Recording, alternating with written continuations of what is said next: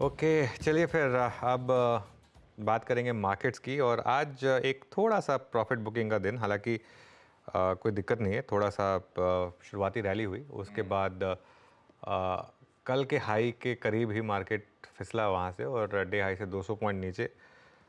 Mid cap ने नया high बनाया, लेकिन निफ्टी ठीक है, थोड़ा सा नीचे है। और पिछली बार भी इलेक्शन वाले दिन, जो इलेक्शन का दिन था, उस दिन मार्केट नीचे था। उसके बाद अगले दिन से वापस रैली आने लगी थी। हालांकि एक चीज़ जो आज बहुत क्लियर है, अर्निंग्स पर बहुत वायलेंट रिएक्शन है दोनों साइड। चाहे आप बजाज फाइनेंस देख लें, चाहे आप टेक महिंद्रा देख लें, चाहे आप LTTS देख लें, बहुत वायलेंट रिएक्शन। 8-8, 10-10% बड़े स्टॉक्स में, मतलब ये छोटे स्टॉक्स नहीं, ये सारे के सारे निफ्टी स्टॉक्स की मैंने बात की, जहाँ पे 8-8, 10-10% के मूव आ रहे हैं। तो बहुत इंटरेस्टिंग आखिरी का 1.5 घंटा रहने वाला है। आज आशीष है मेरे साथ शो में। आशीष, गुड आफ्टरनून। Good afternoon. बिल्कुल सही कह रहे हैं आप। थोड़ा सा दिक्कत में आता हुआ 5 दिनों की बैक टू बैक उछाल और एक समय अच्छे ग्लोबल संकेत, और ग्लोबल संकेत अभी भी अच्छे बने हुए हैं। यूएस के फ्यूचर्स अभी भी मजबूत हैं। नैस्डैक अभी भी 1% उछाल के साथ, मजबूती के साथ इंडिकेट कर रहा है शाम को अच्छी शुरुआत होगी अमेरिकी बाजारों की। पूरा एशिया जहां सुबह था वैसे ही मजबूती के साथ बंद हुआ है। 1.5 से 2%। ज्यादातर सारे बाजार इस ब्रैकेट में बंद हुए, पर हम अपनी चाल चल रहे हैं। आज मुनाफा वसूली का दबाव, शुरुआत ठीक ठाक, 50 पॉइंट ऊपर वाला निफ्टी अब 137 अंक नीचे, और एज वी स्पीक ये दिन के लोज हैं जिस पे भारतीय बाजार इस समय कामकाज करते हुए। तो थोड़ा, और आपने सही कहा, ये लार्जली लार्ज कैप्स में थोड़ा बहुत हो सकता है टेक्निकल करेक्शन आया हो। ब्रॉडर मार्केट्स, स्क्रीन सब बेहतर ही है।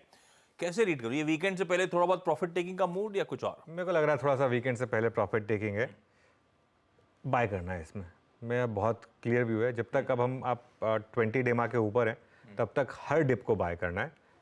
अगेन आज आपको लगेगा कि नहीं, मैं क्यों बाय करूं, लेकिन लीप ऑफ फेथ लेना पड़ेगा आपको।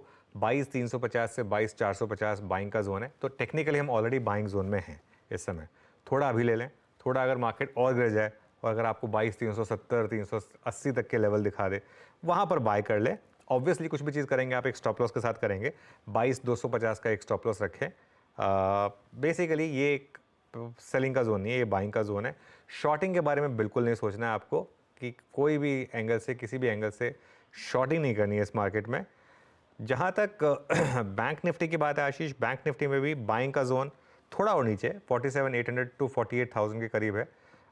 वहाँ मिल जाए अगर किसी कारण से, तो आपको लेना चाहिए वहाँ पर, और 47,500 का एक स्टॉप लॉस लगाना चाहिए। अभी मैं शॉर्टिंग के बारे में बिल्कुल नहीं सोचूंगा। मुझे हैरानी नहीं होगी अगर मंडे को आप वापस बाउंस बैक करें। और खैर अभी तो लास्ट का भी 1.5 घंटा बाकी है, वो भी देख लेते हैं। लेकिन मंडे को मुझे लग रहा है कि इमीडिएटली मार्केट में बाउंस बैक आना चाहिए। तस्वीर बढ़िया ही रहेगी भाई। हो सकता है वीकेंड से पहले थोड़ा सा करेक्टिव मूव, थोड़ा सा प्रॉफिट टेकिंग का मन, लेकिन घबराने की कोई जरूरत नहीं है। ये मौके दरअसल दे रहा है बाजार में फिर एंट्री पाने के। बाय ऑन डिप्स की स्ट्रैटेजी अब तक ब्यूटीफुली वर्क करी है, अभी भी आपके फेवर में रहेगी। खैर अभी तो बाकी 1.5 घंटे पूरे बचे हुए हैं। जब सेशन समाप्ति की तरफ बढ़ रहा होगा तो रिविजिट कर लेंगे और रणनीति फिर से सेट भी कर लेंगे। लेकिन अगला 1.5 घंटा CNBC आवाज पे बढ़िया एक्शन पैक्ड होगा। रह रह के तो बातचीत होती रहेगी, बढ़िया स्टॉक मूव्स मार्केट्स पे। CNBC आवाज का पैनल भी जुड़ रहा है जो आप लोगों की मदद करेगा। कुछ बढ़िया पिक्स अपनी तरफ से, कुछ एक्शन वाले स्टॉक्स पे इस पैनल से अपन लोग बातचीत करेंगे। आगे शो में मैनेजमेंट्स होंगे, आगे शो में कुछ हरकत वाले स्टॉक्स, जो वाइल्ड मूव्स की अभी बात हो रही थी, उनकी बहुत डिटेल में चर्चा करेंगे। आगे मार्केट बिग वॉइसेस की कड़ी होगी, बहुत छचार का चौके का और पिक्स के आइडियाज होंगे। सब कुछ होने वाला है आगे चलते हुए शो में। लाइए जरा डायरेक्टर साहब, अब ट्रेंडिंग स्टॉक्स दिखाएंगे क्या? ये आ गया आपकी स्क्रीन पे। ये कहाँ दिख रहा है? मेरी स्क्रीन पे कैसे आएगा? बढ़िया है। लाइए भाई स्क्रीन पे पहले मंदी वाले ट्रेंडिंग स्टॉक्स। बजाज फाइनेंस 8% दबाव। कुछ देर में यतिन को बुलाएंगे और समझेंगे दरअसल जो दिग्गज तो थोड़े से कमजोर रहे थे, इस तरह का एग्रेसिव रिएक्शन क्यों। और इस स्टॉक में बहुत डिटेल में अपन चर्चा करेंगे। ये बजाज फाइनेंस के रब ऑफ है, जो बजाज फिनसर्व, बजाज ट्विंस दोनों दबाव बना रहे हैं आज निफ्टी पे। कुछ देर बाद कंट्रीब्यूशन प्लेट दिखाऊंगा आप लोगों को। 3.5% की कमजोरी के साथ बजाज फिनसर्व इस समय ट्रेड करता हुआ। श्रीराम फाइनेंस के रिजल्ट्स अवेटेड, उससे पहले कमजोर, 4.5% का दबाव। नेस्ले कल रिजल्ट्स के बाद चला था, जितना चला था उतना ही खामियाजा आज वापस फ्लैट। आज सुबह की ब्रोकरेज रिपोर्ट कह रही थी कि मजा नहीं आया बहुत ज्यादा नतीजों पे, फिर ठंडा पड़ गया 3%। LTTS अपने रिजल्ट्स पे 8% करेक्ट होता हुआ। वोडाफोन आइडिया, वो आवाज ने ब्यूटीफुली आपको एक्सप्लेन करा है क्या हुआ है शायद इस स्टॉक में, और 3% इस समय हल्की कमजोरी के साथ स्टॉक में कामकाज। एल&टी फाइनेंस होल्डिंग्स, मेरे ख्याल से कल सैटरडे को इसके रिजल्ट्स आने, उससे पहले सबड्यूड सा ट्रेड है। और इंडसइंड बैंक अपने नंबर्स के बाद लग रहा था सुबह देख के नंबर्स थोड़े से पस्त थे, हालांकि ब्रोकरेज का भरोसा बना हुआ है। 2.5% 3% का दबाव। अब आइए तेजी वाले स्टॉक्स। टेक महिंद्रा मेरे ख्याल से अपने रिजल्ट्स पे नहीं, लेकिन जो रोड मैप सामने रखा गया है, नए सीईओ का रोड मैप, ये उस पे ज्यादा बड़ा थम्स अप या रिएक्शन है। 8% का मूव, इसको डिटेल में आगे कवर करेंगे।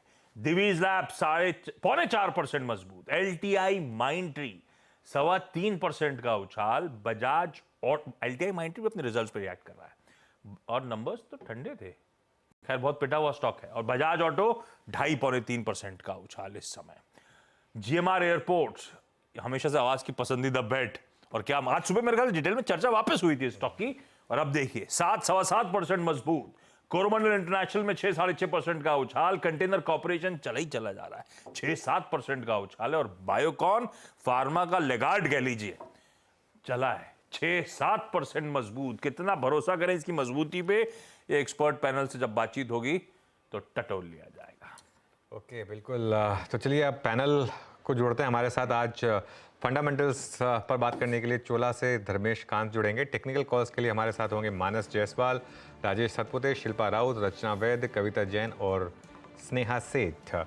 2:15 पर आशीष और यतिन बताएंगे आज के बजिंग स्टॉक्स। 2:45 पर कॉर्पोरेट स्कैन में हमारे साथ संदूर मैग्नीज के मैनेजिंग डायरेक्टर बहिर जी घोरपड़े जुड़ेंगे। 2:30 पर मनीषा से जानेंगे मेटल्स में क्या हो रहा है इस समय। 2:35 पर लोकसभा चुनाव के दूसरे फेज की ग्राउंड रिपोर्ट लेंगे हमारे रिपोर्टर से। 2:45 पर सुमित बताएंगे ICICI bank, UltraTech cement, Tata chemicals और ट्रेंड के नंबर्स का अनुमान। 2:50 पर मार्केट बिग वॉइसेस में एलेक्सर एक्विटीज़ के डायरेक्टर दीपन मेहता। 3 बजे डीलिंग रूम चेक, और 3:10 पर बीटीएसटी या एसटीबीटी कॉल्स। चलिए फिर शुरुआत करते हैं। इस समय हमारा पैनल हमारी स्क्रीन पर आपको नज़र आएगा, और बहुत शानदार आज ट्रेड्स रहे।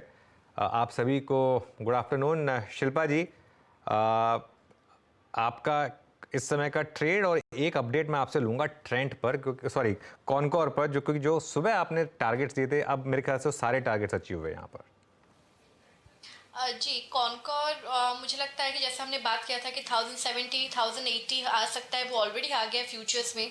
तो यहाँ पे 1100 अभी ट्रेल करते रहिए, अभी 1100 के लिए भी आप इसमें बने रह सकते हैं। बहुत स्ट्रॉन्ग मोमेंटम है, रोलोवर्स ऑन द हायर साइड भी थे, तो ये एकदम वैसे प्ले आउट हुआ जैसे हमें एक्सपेक्टेड था। तो यहाँ पे ट्रेल कर सकते हैं। और अभी का जो मेरा प्रिफर्ड पिक रहेगा वो मुझे लगता है कि आपको बंधन बैंक में थोड़ा ध्यान देना चाहिए। थोड़ा अग्रेसिव है, बट अगेन यहाँ पे मुझे लगता है कि रिस्क रिवॉर्ड थोड़ा सीरीज के लिए भी अगर आप प्ले करेंगे तो थोड़ा अच्छा है। यहाँ पे ऑन डिक्लाइन आप 175 के सपोर्ट से आप यहाँ पे बाई कर सकते हैं। यहाँ पे अगर ये व्यू सही जाता है तो मुझे लगता है 200, 210, 220 के भी लेवल्स आपको तुरंत आते हुए मिलेंगे। तो रिस्क रिवॉर्ड थोड़ा फेवरेबल है, बट बंधन बैंक मुझे लगता है अभी इसमें पार्टिसिपेट करना चाहिए। बिल्कुल आशीष, आज सुबह सुबह चैनल मतलब ट्रेड खुलते ही पहला क्विक सिंगल गया था कॉनकॉर का चैनल पर, शिल्पा जी वाला, और वो सारे टारगेट्स आज हिट हुए। बहुत शानदार मोमेंटम वीक मार्केट में भी। चलिए भाई, बढ़िया रहा भाई, सबके पैसे कमवा के दिए उसके लिए खास तौर पे थैंक यू। और अब बंधन बैंक गिरावट में खरीदारी करने का मन। भोपाल चला जाए। रचना जी, वोट कब डालना है भोपाल को? अभी तो आइडिया है, मुझे भी नहीं आइडिया है, लेकिन डालने का वक्त आएगा तो पता चल जाएगा। आजकल तो विजिट्स चल रही है सब मिनिस्टर्स की। भोपाल में ना पता चला, ऐसा हो ही नहीं सकता। भोपाली ऐसा करेंगे क्या? रटी होनी चाहिए जवान पे, किस दिन तैयारी करनी है, सुबह ब्रेकफास्ट जल्दी बना के निकल जाने का अपन को। अच्छा रचना जी, आज का इस समय का प्रेफर्ड आइडिया? जी, इस समय का प्रेफर्ड आइडिया जो है वो गोदरेज प्रॉपर्टीज रहेगा। गोदरेज प्रॉपर्टीज ने ये मार्केट के पुलबैक में भी अपने आप को बहुत अच्छे से सस्टेन करा है, and it is continuing with the up move जो शुरू उसने आज सुबह किया था, और इम्पोर्टेंट रेजिस्टेंस को टेक आउट करा है at this point in time. तो मई के फ्यूचर्स जो है 2640 के करीब है।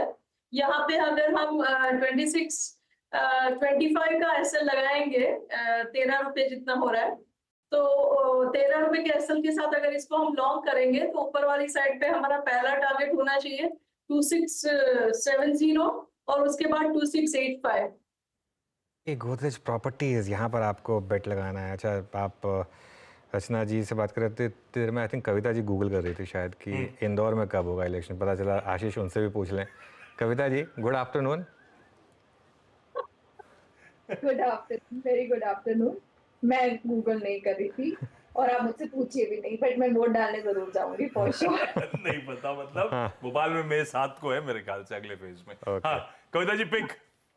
Okay, so as of now मुझे नवीन फ्लोरो पर एक अच्छे प्राइस सेटअप बनते हुए दिख रहे हैं। काउंटर अभी 3365 के लेवल पर एज ऑफ नाउ ट्रेड कर रहा है। अच्छा ओपन इंटरेस्ट भी बिल्ड होता हुआ दिखा है।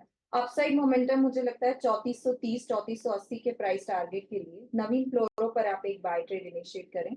3325 का स्टॉप लॉस मेंटेन कर सकते हैं। अच्छा, मुंबई वालों को एक एडवांटेज होती है, इलेक्शन की डेट याद रहती है क्योंकि मार्केट बंद होता है। बाकी सबको भी मुंबई की डेट याद होगी। एग्जैक्टली, इसके लिए भी मुंबई का इलेक्शन पे मार्केट बंद होता है इसके लिए। चलिए अब बाकी पिक्स लेते हैं। मानस, गुड आफ्टरनून। मानस, आपके pick. Good afternoon Anuj ji. तो देखिए, आईडीएफसी फर्स्ट बैंक में खरीदारी करने की राय रहेगी। करीब 10-12 दिन से हम कंसोलिडेशन देख रहे थे, लेकिन आईडीएफसी फर्स्ट बैंक ने आज एक फ्रेश ब्रेकआउट दिया है। करंट लेवल्स पे यहाँ पर खरीदारी करनी चाहिए। 83.90 का आपको स्टॉप लॉस लगाना है, ये कैश लेवल्स हैं, और 90 रुपए तक के टारगेट्स पॉसिबल है आईडीएफसी फर्स्ट बैंक में। अगर चाहें तो 85 का कॉल ऑप्शन जो 4 रुपए 25 पैसे के आसपास ट्रेड हो रहा है, वहां पर भी आप खरीदारी कर सकते हैं। 3.5 रुपए का स्टॉप लॉस लगाइए और 6.5 रुपए के टारगेट सेट करिए। आईडीएफसी फर्स्ट बैंक, बढ़िया मूव अभी पिछले कुछ मिनटों में बनते हुए मानस कह रहे हैं खरीद लीजिए स्टॉक को। लेवल स्क्रीन पर आ जाएंगे। सतपति साहब, गुड आफ्टरनून। सतपति साहब, इस समय का दोपहर का प्रेफर्ड आइडिया। आशीष जी, अनुज जी, good afternoon everyone. Ashish ji देखिए, नजर मेरी फार्मा सेक्टर पे है और उसमें से औरोबिंदो फार्मा ये मेरा टॉपिक होगा। औरोबिंदो फार्मा बाय करें, स्टॉप लॉस रहेगा 1125 का, और मुझे लगता है इसका जो टारगेट होना चाहिए वो रहेगा 1180 का। ओके, तो ये इस समय राजेश जी के पिक औरोबिंदो फार्मा, यहाँ पर आपको एक बेट लेना। चलिए, आई थिंक टेक्निकल कॉल्स पूरी हुई। अब धर्मेश जी के पास चला जाए। धर्मेश जी, गुड आफ्टरनून। आपके पिक लूँ इससे पहले एक व्यू टेक महिंद्रा पर, ऐसा नंबर में कुछ तोड़फोड़ तो नहीं था, लेकिन मार्केट ने शायद एक एक्सपेक्ट कर रहा था कि कभी ना कभी वो रोड मैप आएगा। एक शायद सिर्फ एक लीप ऑफ फेथ में आज इतनी बड़ी बाइंग यहाँ पर, यहाँ क्या व्यू बन रहा है? बिल्कुल अनुज, आई मीन ये लीप ऑफ फेथ वाली बाइंग ये देखने को मिल रही है टेक महिंद्रा में। एंड व्यू कुछ नहीं है, व्यू अभी भी I mean neutral to negative ही है पूरे आईटी स्पेस को लेकर के।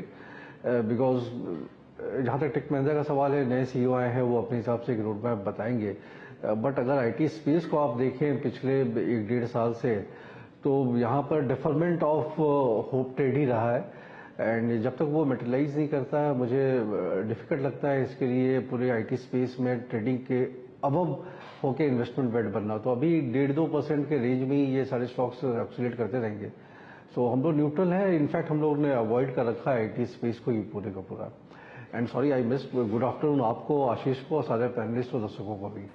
गुड आफ्टरनून आपको भी। और आपकी इस समय की खुद की पिक क्या होगी? देखिए अनुज, आई मीन कहने को आप कह सकते हैं कि सेफ्टी को ज़्यादा महत्व दिया जा रहा है। बट अगर आप देखिए तो जो रेलवे इंफ्रा स्पेस है उसमें काफ़ी अच्छा ऑर्डर फ्लो का ट्रैक्शन मिलता भी आ रहा सरकार की तरफ से। और मुझे लगता है कि जो प्री बजट रैली का बिल्टअप वो चालू हो रखा है मार्केट में, बिकॉज स्टॉक प्राइस के ट्रैक्शन में चाहे वो डिफेंस और रेलवे में यही दिख रहा है। तो रेलवे इंफ्रा स्पेस से इरकॉन इंटरनेशनल पर बाई करने की सलाह रहेगी। एक एडवांटेज इरकॉन के साथ ये है कि इनके जो कार्य हैं वो सिर्फ रेलवे इंफ्रा में काम नहीं आते, सिविल कंस्ट्रक्शन में भी वो इनके टेक्नोलॉजी का उपयोग होता है। और वहाँ पर वैल्यूएशन के हिसाब से थोड़ा सा महंगा जरूर दिखता है, बट अगर इसको 3-4 साल के नजरिए से रखें और जिस तरह से एक्सपेंशन की बात कर रहे हैं हम लोग रेलवे बजट में और बाकी जनरल कंस्ट्रक्शन एक्टिविटी में, तो मुझे लगता है कि आराम से ये 300-310 के टारगेट तक 2 साल के नजरिए से पहुंच सकता है। सो वहाँ पर हम लोग अपने क्लाइंटों को भी बाई करने की सलाह दे रखी है इसमें। सो आरबीएनएल के साथ इरकॉन इंटरनेशनल करें। आज के लिए टॉपिक में इरकॉन इंटरनेशनल रहेगा।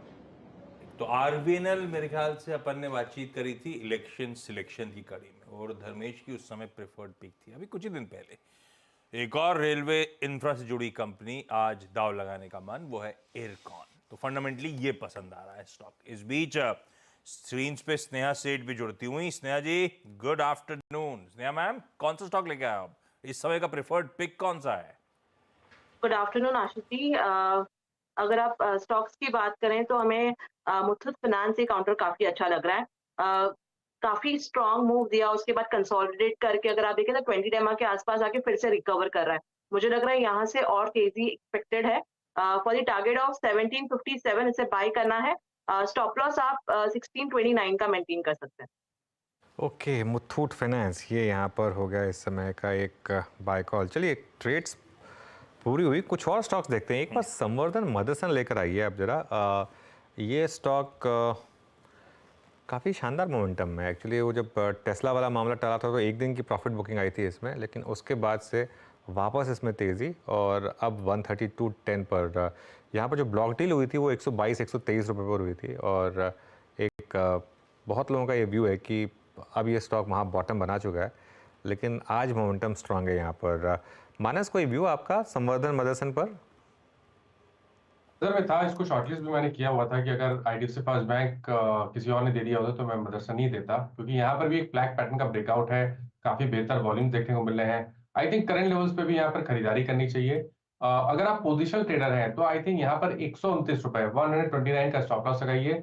जो नेक्स्ट टारगेट होंगे वो 138 से लेकर 140 की रेंज में भी हो सकते हैं। ऑप्शन में भी आप ट्रेड ले सकते हैं। 135 वाला कॉल ऑप्शन ले लीजिए, 5.5 रुपए पे ट्रेड हो रहा है, 3 रुपए 90 पैसे का स्टॉप लॉस लगाइए और 10 रुपए की टारगेट सेट करिए। इंटरेस्टिंग है वैसे। ये पूरी जमात जो थी टेस्ला डिपेंडेंट, कोई गिरा नहीं, बहुत टेम्पररी सा मूव आया। अब तो क्लैरिफिकेशन है कि अब ज्यादातर वाइडली रिपोर्टेड है कि टेस्ला अब अपने नए मॉडल पे स्पेंड कर रही है, अपनी करंट कैपेसिटीज करंट फैक्ट्रीज पे ही रहेगी। मेक्सिको, इंडिया में जो नए प्लान्स थे शायद ठंडे बस्ते में चले गए, उसके बावजूद ये स्टॉक्स देखिए क्या तने हुए। बिल्कुल गजब मूव्स हैं पूरे के पूरे स्पेस में, और खास तौर पे संवर्धन मदरसन में। ये आपकी स्क्रीन पे एक बढ़िया सा इस समय का मूव वाला स्टॉक। इंडेक्स की कंट्रीब्यूशन प्लेट रखिएगा प्लीज स्क्रीन पे। मैं बता रहा था जब मैंने वो अपडेट दिया था तब मैंने कहा था आपको इंडेक्स के कॉन्स्टिट्यूएंट्स के मूव्स दिखाऊंगा। बजाज ट्विंस दबाव बनाने का काम कर रहे हैं। और आई थिंक बजाज फिनसर्व के नंबर्स आ गए हैं आशीष। आई थिंक कुछ ही देर में फ्लैश होंगे स्क्रीन पर, लेकिन एक बार जरा स्टॉक देख लेते हैं, क्योंकि नॉर्मली स्टॉक रिएक्ट करता है। कोई मूव आया क्या इसमें? एकदम से थोड़ा रिकवरी आई है लोअर लेवल से। मैं फाइल खोलने की कोशिश कर रहा हूँ। एक बार कंसोलिडेटेड नंबर्स की फाइल पे आ जाऊँ तो फिर आपको बता पाऊंगा। आज थोड़ा सा दबाव शुरू से इसलिए था क्योंकि बजाज फाइनेंस के स्टॉक को लेकर स्ट्रीट थोड़ी सी इनकरेजिंग सिग्नल्स नहीं दे रही थी। 2118 करोड़। या मुनाफे 2118 करोड़ का नंबर है। मानस, आप चार्ट रेडी रखना, आ रहा हूं आपके पास। थोड़े से नंबर्स और डिटेलिंग आ जाए। 26 तारीख ये आ गया, बजाज फिनसर्व, एनआईआई, सब आंकड़े आने शुरू हो गए। टिकर टीम सबसे पहले चलाती हुई, 1 रुपए के डिविडेंड का ऐलान। एनआईआई 7589 से बढ़ के करीब 9,500 करोड़ रुपए साल दर साल। एनआईआई मुनाफे का आंकड़ा तो अच्छा लग रहा है देखने में, पर इंपॉर्टेंट इंटरनल्स होंगे बजाज फिनसर्व के, क्योंकि उन्हीं इंटरनल्स ने बजाज फाइनेंस के लिए दिक्कत कर दी थी। जो एनआईएम्स कॉन्ट्रैक्ट हो रहे थे, जो एसेट क्वालिटी को लेकर इश्यूज सामने आए थे। लेकिन मानस, ठीक है, नंबर आते हुए on the face of it year on year growth तो डिसेंट है, पर बाजार सीक्वेंशियल परफॉर्मेंस ज़्यादा देखना चाहेगा, जो अब कुछ देर में अपडेट होगी। पर कैसा प्लेस लग रहा है ये आज जो, अच्छा बजाज फाइनेंस गिरेगा तो बजाज फिनसर्व में उसकी होल्डिंग वैसे ही इंपैक्ट करती है। अदर देन दैट इंश्योरेंस का धंधा है, तो अपने को इंश्योरेंस का बस इंतजार है डिटेलिंग के आती है नंबर्स की। पर माइनस लोअर लेवल से थोड़ा बहुत वो हेडलाइन नंबर्स देख के तो अच्छे लग रहे हैं। चार्ट्स कैसे हैं? 1600 1605 के जोन्स पे क्या व्यू बन रहा है बजाज फिनसर्व पे? देखिए, कोई ट्रेड नहीं लेना चाहिए क्योंकि ये कंसोलिडेशन जोन में फंस गया है। 1700 1725 पे रेजिस्टेंस है, 1550 के आसपास सपोर्ट है। जब तक इस रेंज से बाहर ना निकले तब तक शायद हाई लेवल पे प्रेशर बना रहेगा। उसका एक बड़ा रीजन ये होगा कि बजाज फाइनेंस के चार्ट्स खराब लगते हैं। तो बजाज फाइनेंस में अगर गिरावट देखने को मिली तो आप उम्मीद कर सकते हैं कि 1550 का सपोर्ट बजाज फिनसर्व ब्रेक करके शायद 1450 की तरफ जाने की कोशिश करेगा। तो मेरे हिसाब से तो इस गिरावट पे खरीदारी ना करें, और अगर आपने लॉन्ग पोजीशन बना रखी है तो 1550 का स्टॉप लॉस जरूर लगाइए। धर्मेश, आपका क्या व्यू बनेगा बजाज ट्विंस पर?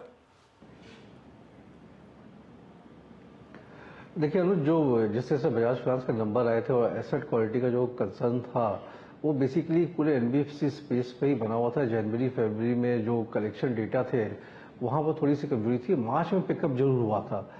तो हम लोग ये उम्मीद ही कर रहे थे कि थोड़ा बहुत नंबर कमजोर रहेगा एसेट क्वालिटी को लेकर के, जो दिखा। और मार्केट जैसा आप बता रहे थे अनुज की काफ़ी ज़्यादा एग्जैगरेट कर रहा है, तो ऐसे माहौल में थोड़ा ये रहता है भी, क्योंकि हीटेड एंड वैल्यूएशन मल्टीपल्स में काफ़ी आई है। रही बात फिनसर्व की, तो इसमें इनका इंश्योरेंस का जो बिजनेस है उसका भी काफ़ी शेयर रहता है। मैंने नंबर्स देखे नहीं अभी, मैं आपको ही सुन रहा था कि किस तरह के नंबर आ रहे हैं, बट ओवरऑल अवॉइड करने की सलाह रहेगी दोनों पे। अभी नेक्स्ट 2-3 महीना मुझे लगता है कि जो एनबीएफसी स्पेस है उसके लिए डिफिकल्ट जाने वाला है Q1, because cost of fund सबके बढ़ गए हैं और at the same time asset quality में थोड़ी सी प्रॉब्लम आ रही है और ग्रोथ उतना सही रहेगा नहीं। डिपेंड करता है कि मानसून कैसा पैन आउट होता है, जो अभी हमें पता नहीं है।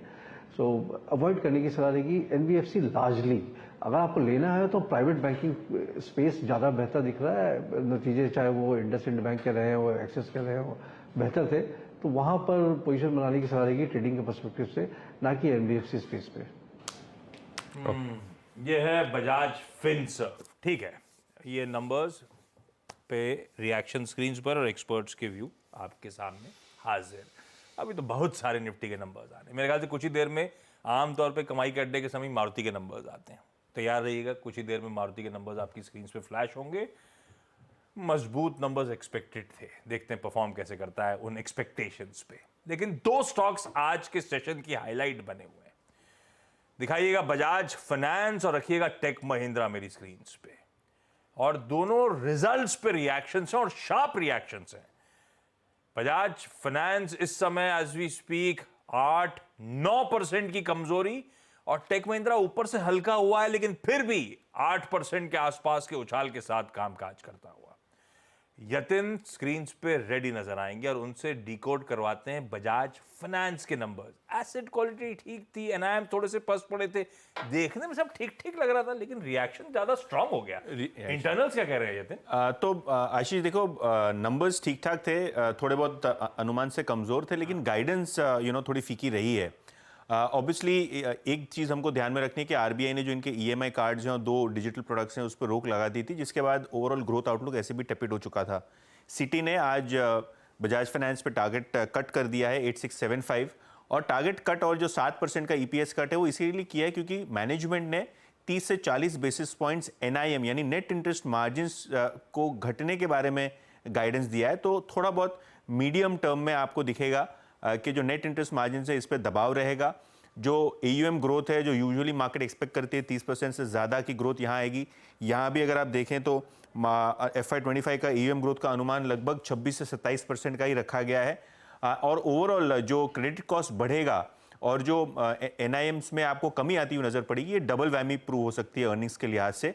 और कहीं ना कहीं पिछले दिनों से काफ़ी आरबीआई की गाज गिर रही है बैंकिंग और एनबीएफसी सेक्टर में, तो कहीं ना कहीं वो एक कंसर्न में तब्दील होती हुई नजर पड़ी है बड़े प्लेयर्स के लिए, और शायद इसीलिए स्टॉक में लगभग 8% का डिक्लाइन आप देख रहे हैं। हाँ, प्रीमियम अच्छे वैल्यूएशन इस बात के दिए जाते हैं कि रन रेट ग्रोथ का स्ट्रॉन्ग है। अगर कंपनी खुद ही गाइड करती कि हिस्टोरिकल रन रेट से हम ठंडे पड़ेंगे, 30% के रन रेट से नीचे स्लिप होते हुए नजर आएंगे, एनआईएम्स पे अगले 2 क्वार्टर्स में FY25 की पहली छमाही में दबाव देखने को मिलेगा, तो सिचुएशन थोड़ी सी दिक्कत वाली है। ये है बजाज फाइनेंस पे पेन के रीजंस। इस स्टॉक पे अभी अपन एक्सपर्ट से भी बातचीत कर लेंगे। दूसरा स्टॉक जो आपको डायरेक्टर साहब ने स्क्रीन पे दिखाया था वो था टेक महिंद्रा, उस पे मैं बातचीत कर लेता हूं। टेक महिंद्रा जहां तक Q4 नंबर्स थे ब्रॉडली इन लाइन नंबर्स थे, तो ये रिजल्ट का रिएक्शन नहीं है। ये दरअसल रिएक्शन जो आप स्क्रीन पे देख रहे हैं वो इनकी एनालिस्ट प्रेजेंटेशन का है। उस एनालिस्ट प्रेजेंटेशन का टाइटल था स्केल एट स्पीड। वो इमेज स्क्रीन पर आएगी आपके, जिसपे इस कंपनी ने अपना विजन FY27 प्रेजेंट करा। जो नए एमडी और सीईओ साहब आए मोहित जोशी, उन मोहित जोशी साहब कंपनी को कैसे स्टीयर करेंगे आगे, कैसे चलाएंगे, उसका रोड मैप है। और उसमें ये 3 साल का जो रोड मैप रखा है उसमें उन्होंने क्लियरली हाईलाइट करा। इसे फुल स्क्रीन पर डालिए, अदरवाइज शायद दिखे ना सबको। Q4 FY24 जिसके कल शाम को नंबर्स आए, उनका कहना है बिगिनिंग है, शुरुआत है। ये जो साल अब आया FY25 ये टर्न अराउंड फेज है। FY26 में धंधा स्टेबलाइज होगा और जो कुछ हम कर रहे हैं FY27 ऑनवर्ड उसका फायदा, उसके बेनिफिट्स हम रीप करते हुए नजर आएंगे। बेसिकली आइडिया है रेवेन्यू ग्रोथ को एक्सेलरेट करने का और मार्जिन्स को एक्सपैंड करने का। इस विजन 27 में इन्होंने टॉप लाइन ग्रोथ, मार्जिन्स की बात करी है, हाई प्रिडिक्टेबिलिटी के साथ डिलीवर करेंगे। अब और बहुत ब्यूटीफुली हाईलाइटेड डिटेल प्लान है, शायद इसीलिए स्ट्रीट को पसंद आ रहा है।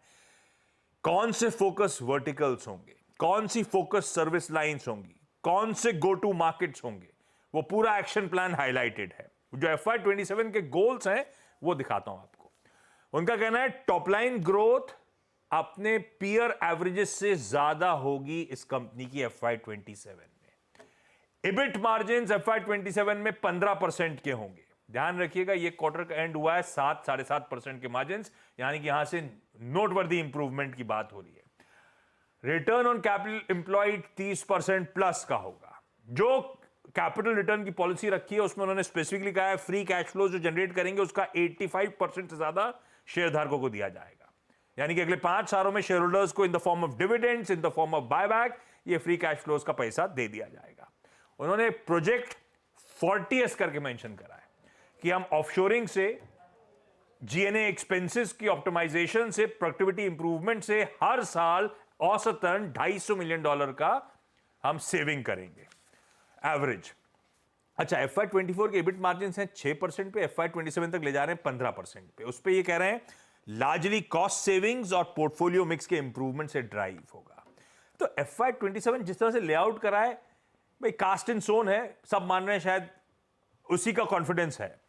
मैनेजमेंट कह रहा है इंडस्ट्री एवरेजेस से बेहतर ग्रोथ करेंगे। टर्न अराउंड प्लान कई लोग मानते हैं सेंसिबल दिखता है, पर एक चीज देखिए, ये आपको ग्लिम्स दे रहा है ये कंपनी कैसे आगे चलेगी। पर एक मेरे हिसाब से ध्यान रखना चाहिए, ये जिस समय में हो रहा है टर्न अराउंड प्लान पे काम, उस समय एग्जीक्यूशन चैलेंजिंग है, खास तौर पे करंट एनवायरनमेंट बहुत ज्यादा कंड्यूसिव नहीं है। तो ये ध्यान रखना है आपको इस टेक महिंद्रा की स्टोरी में। पर इंतजार था और बढ़िया सा रोड मैप। बिल्कुल इंतजार था। मेन चीज़ ये थी कि 2 क्वार्टर्स लोग इंतजार कर रहे थे, और 2 चीज़ें, क्योंकि महिंद्रा ग्रुप है और Mohit Joshi young CEO 49 years old, तो हर कोई ये एक्सपेक्ट कर रहा था कि ये होगा। और दूसरा valuation comfort, large cap IT में सबसे सस्ता स्टॉक है, तो ये एक फैक्टर है जिसकी वजह से मतलब स्पेस जो है ना वो डिसअपॉइंटमेंट का है। पिछले 2 क्वार्टर में अगर आप देखेंगे आशीष, तो ख़राब नंबर पे भी स्टॉक गिरा नहीं था, मतलब इसने एक हार्ड बॉटम बनाया था, स्टॉक ने गिरना बंद कर दिया था। तो वो कई बार अपने आप में एक इंडिकेशन होता है कि अब स्टॉक चलने को तैयार है।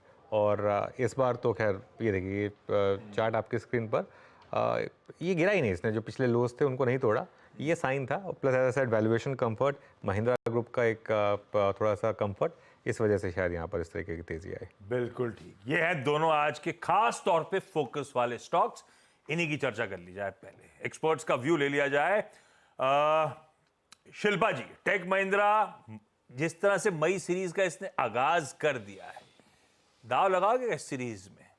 स्ट्रीट का भरोसा तो कहीं ना कहीं बढ़ रहा है शायद स्टॉक को देखकर। जी बिल्कुल, लेकिन यहाँ पे 1380 से 1400 का एक रेजिस्टेंस है, जहाँ पे हमने देखा है स्टॉक ने ऑलरेडी 1360 जोन से यहाँ पे एक नीचे की तरफ आ रहा है। तो अभी जो डिक्लाइन आया है आप इसमें डेफिनेटली पार्टिसिपेट कर सकते हैं, बट मुझे लगता है और भी थोड़ा वेट कर सकते हैं। मे बी टुवर्ड्स 1260 आपको मिले तो आप एंटर करेंगे तो बेटर है। 1240 का अच्छा खासा सपोर्ट है, तो ये आपका स्टॉप लॉस हो जाएगा। देन अगेन आप मूव टुवर्ड्स 1400 और इसके ऊपर टिकता है तो 1440 के भी आपको लेवल्स आते हुए मिलेंगे। चलिए, तो ये इस समय बात हो गई टेक महिंद्रा की। बजाज फाइनेंस की भी बात कर लेते हैं। रचना जी, बजाज फाइनेंस पर क्या व्यू बन रहा है? जी, बजाज फाइनेंस की जहां तक बात है, यहाँ पे जो आज की गिरावट है मुझे लग रहा है वो एक आध दिन और कंटिन्यू होगी, और यहाँ पे अभी सपोर्ट थोड़ा दूर रहेगा। 6630 के आसपास जब ये पहुंचेगा तब देखने वाली बात होगी कि क्या वो उस लेवल को होल्ड करता है कि नहीं। विद इन अ डे और 2 ये गिरावट जो है वो थमनी चाहिए, और फिर वहां से थोड़ा कंसोलिडेशन होना चाहिए लोअर लेवल से, और फिर धीरे धीरे 2-4 दिन में टर्न भी आने के चांसेस रहेंगे। मार्केट की मेमोरी शॉर्ट होती है, तो दो एक दिन का ये फॉल होने के बाद धीरे धीरे करके टर्न जरूर आ सकता है। यहाँ से 6630 का लेवल एक सपोर्ट के तौर पे नजर में रखना चाहिए। बिल्कुल ठीक है, दबाव थोड़ा सा बढ़ेगा, ध्यान रखिएगा, हो सकता है बजाज फाइनेंस का। अच्छा, इस बीच आज शाम को बाजार बंद होने के बाद आने HCL टेक के नंबर्स और उसका इंट्राडे चार्ट प्लीज स्क्रीन पर रखिएगा। सतपति साहब देखिए, नंबर से पहले खासी वीकनेस, दबाव बढ़ता ही चले जा रहा है HCL टेक का। पिछले कुछ मिनटों में तो अचानक बहुत तगड़ा फॉल है। क्या ये बेच दूं क्या? आशीष जी, रिस्क ज्यादा है। हाँ। मुझे लगता है कि यहाँ पे ये रिस्क है, गैप अप होने का रिस्क ज्यादा है। तो प्रोबेबली आप कह सकते हैं कि नंबर्स के पहले लिक्विडेशन हो रहा है, लेकिन एट द सेम टाइम अपने लेवल्स को ये रिस्पेक्ट कर रहा है। 1470 इसके लिए एक इंपॉर्टेंट सपोर्ट है। तो मेरे हिसाब से बेचने में रिस्क ज्यादा है आशीष जी, तो I would like to skip it. Probably 1470 का लेवल, हाँ यस, अगर 1470 का लेवल टूटता है तो फिर 1410 के लिए हम इसे बेचेंगे। तो आप कह सकते हैं कंडीशनल सेल है, cell below 1470, your stop loss will be 20 points, यानी 1490 का स्टॉप लॉस होगा और 1410 का टारगेट होगा। कि मीनवाइल अतुल के नंबर्स आए हैं और घाटे के मुकाबले मुनाफे में कंपनी। और देखिए, केमिकल्स में कुछ साइंस हैं टर्न अराउंड के, और एकदम से स्टॉक में एक्चुअली एक बार इंटरडे दिखाइए जरा, स्टॉक का अच्छा खासा मोमेंटम आ रहा है इस समय इस स्टॉक में अतुल लिमिटेड के। ये देखिए, ये स्टॉक अब इस समय ग्रीन में 105 करोड़ के घाटे के मुकाबले 32 करोड़ रुपए का मुनाफा यहाँ पर। आई थिंक इनकम भी थोड़ी सी बढ़ी है यहाँ पर। हालांकि ये नंबर जो है वो मार्केट एक्सपेक्टेशन के आसपास ही है, कोई बहुत ज़्यादा बीट नहीं है, लेकिन फिर भी अभी के लिए स्टॉक में थोड़ी सी पॉजिटिव रिएक्शन।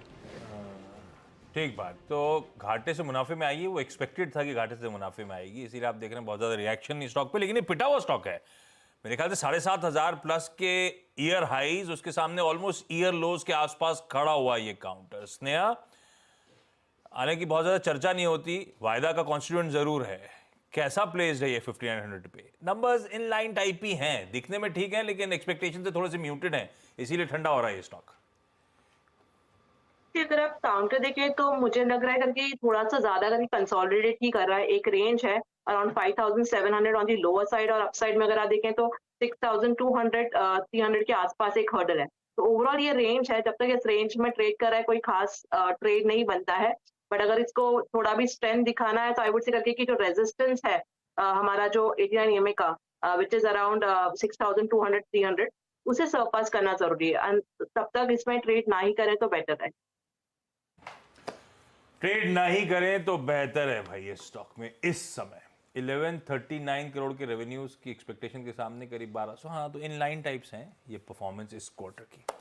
खैर, अब आइए आज के मैनेजमेंट पे। आज सुबह जो खबरें बता रहे थे हम, उसमें कल अपडेट आया था Sandur manganese and iron ore related. इसने एक स्टील कंपनी का एक्विजिशन करा, और इसी अधिग्रहण पे बात करने के लिए इस कंपनी के मैनेजिंग डायरेक्टर बिहरजी घोरपड़े साहब आपको आपकी स्क्रीन पे नजर आएंगे। Ghorpade sir, good afternoon. Good afternoon, नमस्कार। ये कल रात में 12 बजे प्रेस रिलीज आई, तब तक डिस्कशन चल रहा था क्या? नहीं, वो साइनिंग हो रहा था।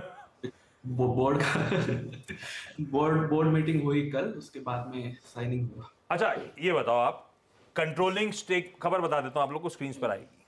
एक अर्जस स्टील नाम की कंपनी को पीई फर्म एडीवी पार्टनर्स से इस कंपनी ने खरीदा है। कंट्रोलिंग स्टेक, कंट्रोलिंग इंटरेस्ट खरीदा गया है। उसकी इंटरप्राइज वैल्यू 3000 करोड़ की है।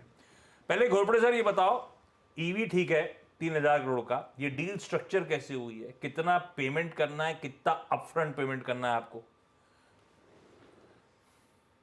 वो फॉर्मूला लगा हुआ है, थोड़ा टाइम लगेगा बिकॉज, इसलिए हमने वो टाइम भी लिया है 6 to 7 मंथ्स का। तो वो कैलकुलेट होगा। Enterprise value 3000 crore. हमने डिसाइड नहीं करा है कि एक्चुअल आपका आउटगो कितना होगा, अभी क्लैरिटी नहीं है। अभी आप लोग अभी भी अंडर डिस्कशन हो गया, ऐसा क्या? नहीं, वैसे नहीं है। वो कैलकुलेशन होगा बिकॉज एंटरप्राइज वैल्यू है, उसमें से वो क्लोजिंग डेट पे वेरियस थिंग्स कंडीशंस है, वो लोन एंड उसका फिगर्स है, वो सब एडजस्ट होके then the equity value will be arrived. Okay, तो घोरपड़े साहब गुड आफ्टरनून। तो इस एंटरप्राइज वैल्यू में इक्विटी वैल्यू कितनी है, डेट वैल्यू कितनी है? सी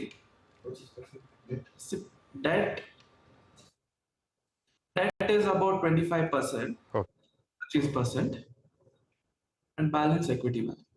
और आप इसको फंड कैसे करेंगे, इंटरनल एक्रूवल से या आपको कुछ पैसा रेज करने की जरूरत पड़ेगी? दोनों करेंगे, इंटरनल अक्रूवल्स एंड पैसा रेज करेंगे। कितना इंटरनल और कितना रेज करेंगे? सी वो वर्कआउट कर रहे हैं and 25 to 30% is the internal accrual. अभी बैलेंस शीट का हाल क्या है घोरपड़े साहब? नेट कैश कंपनी है या नहीं है? लास्ट अपडेट तो मेरे पास था कि नेट कैश कंपनी हो आप लोग। हाँ, हमारी तो स्ट्रॉन्ग बैलेंस शीट है जैसे आपने देखा होगा एंड हम तो we have been into mining for a long time, तो एंड हमारे अभी iron ore and manganese ore का प्रोडक्शन का एनहांसमेंट भी आ गया है सिग्निफिकेंटली, तो उससे परफॉर्मेंस तो अभी अच्छे रहने वाली है संतूर मैग्नीज की। अच्छा, ये कंपनी को एक्वायर करने का रैशनल अपफ्रंट तो ऐसे दिखाई पड़ता है कि आप फॉरवर्ड इंटीग्रेट करना चाहते हो, करेक्ट है ना? दरअसल रैशनल क्या सिनर्जीज प्ले आउट होती हुई आपको नजर आ रही हैं? प्लस मेरा एक और है, आपका खुद का टॉप लाइन करीब 2200 करोड़ रुपए के आसपास का, ये जो एक्वायर कर रहे हो मेरे ख्याल से इसकी टॉप लाइन भी इक्विवेलेंट है ना? उसके फाइनेंशियल्स आप लोगों ने शेयर नहीं करे। प्रॉफिटेबल एंटिटी है या नहीं है? प्रॉफिटेबल एंटिटी है, गुड परफॉर्मिंग एंटिटी है। आर्जा स्टील जो है पहले इससे पहले वो गेरडाओ जो ब्राजीलियन कंपनी है Gerdau steel which is a world renowned company, उन्होंने सेटअप किया है, तो उनके सिस्टम्स प्रोसेसेस सभी अच्छे हैं। उसके बाद में एडीबी पार्टनर्स जो पी उन्होंने ये कंपनी का ओनरशिप लिया और उन्होंने भी बहुत अच्छी तरीके से डेवलप किया है and it is one of the top 5 specialty steel companies in the country, and इनका एक सब्सिडरी पंजाब में भी है which is a electric arc furnace based plant, तो it will also add to a greener type of steel, तो that is the thing। and investment rationale आप मुझसे पूछेंगे तो हम भी we have also been looking towards some kind of forward integration, possibly a greenfield we were looking towards, but in the meanwhile ये अच्छा proposal आया and this is a good performing well established company and synergies भी strong है because it is about 200-250 kilometers away from the Sandur region, तो इसके लिए raw material तो हमारे region से ही feed होगा, तो उधर raw material side से हम इसको definitely strength देंगे and from the management side RJs एक स्ट्रॉन्ग वेल मैनेज्ड कंपनी है। ओके, चलिए Ghorpade sir, thank you so much. देखते हैं अभी एक्विजिशन कैसे प्ले आउट होता है, फाइनेंशियल कैसे वर्कआउट होते हैं और किस तरह से आप इंटीग्रेट कर पाते हो। रिविजिट करते रहेंगे आपके साथ बातचीत। इस बीच केएसबी लिमिटेड का अपडेट आता हुआ, रिजल्ट आने थे आज। रिजल्ट के साथ साथ मेरे ख्याल से स्प्लिट या बोनस की तैयारी थी, कुछ आ भी गया अपडेट। 1946 करोड़ रुपीस, ये तो श्रीराम फाइनेंस भी आ गया। 1946 करोड़ का मुनाफा 1926 करोड़ की एक्सपेक्टेशन के सामने 20 करोड़ रुपए एक्सपेक्टेशन से बेहतर मुनाफे का आंकड़ा आपको आपकी स्क्रीन पे नजर आएगा। पहले श्रीराम ट्रांसपोर्ट ही रहने, श्रीराम फाइनेंस ही रहने देते हैं, उसके बाद चलेंगे उस दूसरी कंपनी पे केएसबी पे। मुनाफा अभी तक से मुनाफे का नंबर है, सॉरी 1946, तो मोटा मोटी तो इनलाइन मुनाफे का नंबर, पर इंपॉर्टेंट इंटरनल्स हैं, देखते हैं कैसे आते हैं। हाँ, और अच्छी ग्रोथ अच्छी है, एक्सपेक्ट कर रहे थे हम। ये ध्यान रखिए निफ्टी में आने के बाद पहला नंबर है श्रीराम फाइनेंस का। और 15 रुपये का डिविडेंड भी यहाँ पर आया है। इस पर धर्मेश जी कोई व्यू है क्या आपका श्रीराम फाइनेंस पर, कोई हाउस व्यू? नहीं, श्रीराम फाइनेंस पर हाउस व्यू नहीं है। ओके, मानस टेक्निकली कैसा लग रहा है स्टॉक? देखिए, अगर टेक्निकली बात करें तो श्रीराम फाइनेंस की बात करें तो हाई लेवल पे एक रेजिस्टेंस है 25-20 के आसपास, तो अगर ये 25-20 के ऊपर ट्रेड करे तो ही खरीदारी करनी चाहिए, बट इस गिरावट पे खरीदारी नहीं करनी चाहिए। अगर आपके पास लॉन्ग पोजीशन है तो स्टॉप लॉस जरूर लगाइए 2290 का। ओके, बाकी की डिटेल्स अवेटेड है श्रीराम फाइनेंस की। सबड्यूड सा ट्रेड कर रहा है, दबाव में है और वैसे ही 3-3.5% के आसपास ही कमजोरी, लेकिन अभी तक सिर्फ मुनाफे का आंकड़ा स्क्रीन पे दिख रहा है मुझे मोटा मोटी, जो कि इन लाइन, इनफैक्ट सीधी सी आवाज के अनुमान पे तो बैंग इन लाइन कह लीजिए वो मुनाफे का आंकड़ा। बाकी के आंकड़े आएंगे तब मैं रिविजिट कर लूंगा श्रीराम फाइनेंस को। अच्छा, Bajaj finance, Bajaj Finserv, Bajaj finance ठीक है, वो नंबर से कोई फायदा पड़ा नहीं। बजाज फिनसर्व वहीं का वहीं 3.5-4% के आसपास का दबाव इस समय। ये फाइनेंशियल सारे, बजाज टिन्स हुआ, श्रीराम फाइनेंस हुआ, ये लूजिंग साइड के ट्रेड सारे के सारे नजर आ रहे हैं। इंडसइंड बैंक, इंटरनल्स अच्छे थे, ब्रोकरेजेस को इंकरेजिंग सिग्नल मिल रहे थे इसकी एसेट क्वालिटी को देखते हुए और जिस तरह की उससे रिलेटेड फाइनेंशियल्स थे, सारे के सारे ब्रोकरेजेस 2000 प्लस के लक्ष्य की बात कर रहे थे, पर आज स्टॉक ठंडा पड़ता ही चले जा रहा है, 3% कमजोर। कविता जी, एक बार इंडसइंड बैंक, ये नंबर्स का रिएक्शन है यार, नंबर्स तो ठीक थे मेरे ख्याल से, नंबर्स के बाद कुछ प्रॉफिट टेकिंग ज्यादा स्टीप होती चली जा रही है, क्या करोगे स्टॉक में, कैसी पोजीशन नजर आ रहा है इंडसइंड बैंक का काउंटर? अगर आप अभी देखें तो काउंटर अपने 200 डेज ईएमए पर फिलहाल ट्रेड होता हुए दिख रहा है। मुझे लगता है यहाँ एक अच्छा सपोर्ट बनते हुए दिखेगा। इन केस 1420 के लेवल को ये संभाल लेता है तो वहां से एक बाउंस बैक की उम्मीद की जा सकती है। सो 1420 काफी नियर है, 1449 के लेवल्स पर एज ऑफ नाउ ट्रेड कर रहा है। उन लेवल से एक बाउंस बैक की उम्मीद की जा सकती है, जो कि 50 वेमा भी हमें वहां प्लेस्ड होते हुए दिखेगा। तो I think by on dips 1420 के लेवल को वॉच आउट करना चाहिए for the bounce back about 1488 1520 तक के वापस टारगेट आते हुए। एक्चुअली मैं काफ़ी सरप्राइज था आज इसका रिएक्शन देख के। सुबह तो ऊपर खुला था, लग रहा था कि ये ठीक ठाक नंबर्स थे। I think may be because axis के जो नंबर्स आए उसके बाद सबका एक्सपेक्टेशन था कि अनलेस आप कॉर्पोरेट बैंक में ऐसे नंबर्स लेकर आए स्टॉक ना चले, वो अलग बात है।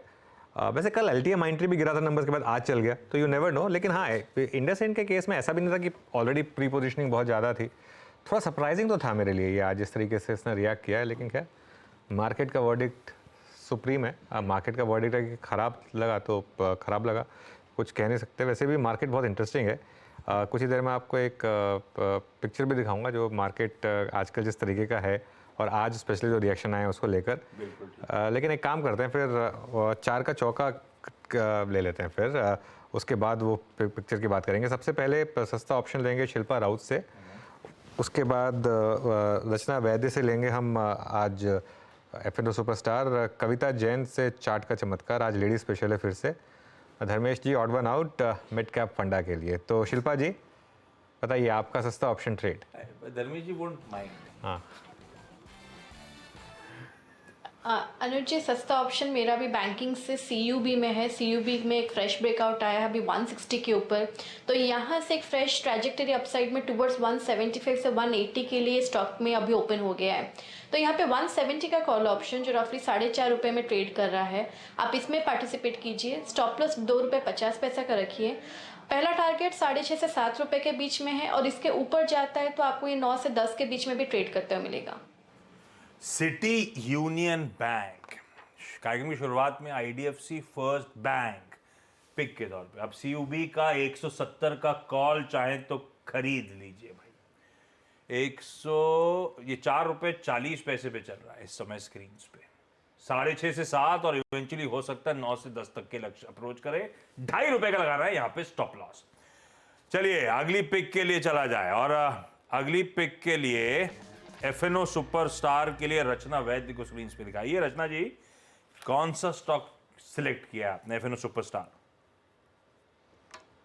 जी, मैंने जो सेक्टर पहले चुना था गोदरेज प्रॉपर्टीज, अभी मैं सेम सेक्टर से दूसरा काउंटर देना चाहूंगी विच इज ओबरॉय रियल्टीज। और ये सेक्टर में even DLF is doing good and all, तो मूवमेंट यहाँ पे सेक्टर वाइज काफी अच्छी बनी हुई है। तो ओबरॉय रियल्टीज में अभी रेजिस्टेंस काफी दूर है, इसलिए हम इसको चूज करेंगे।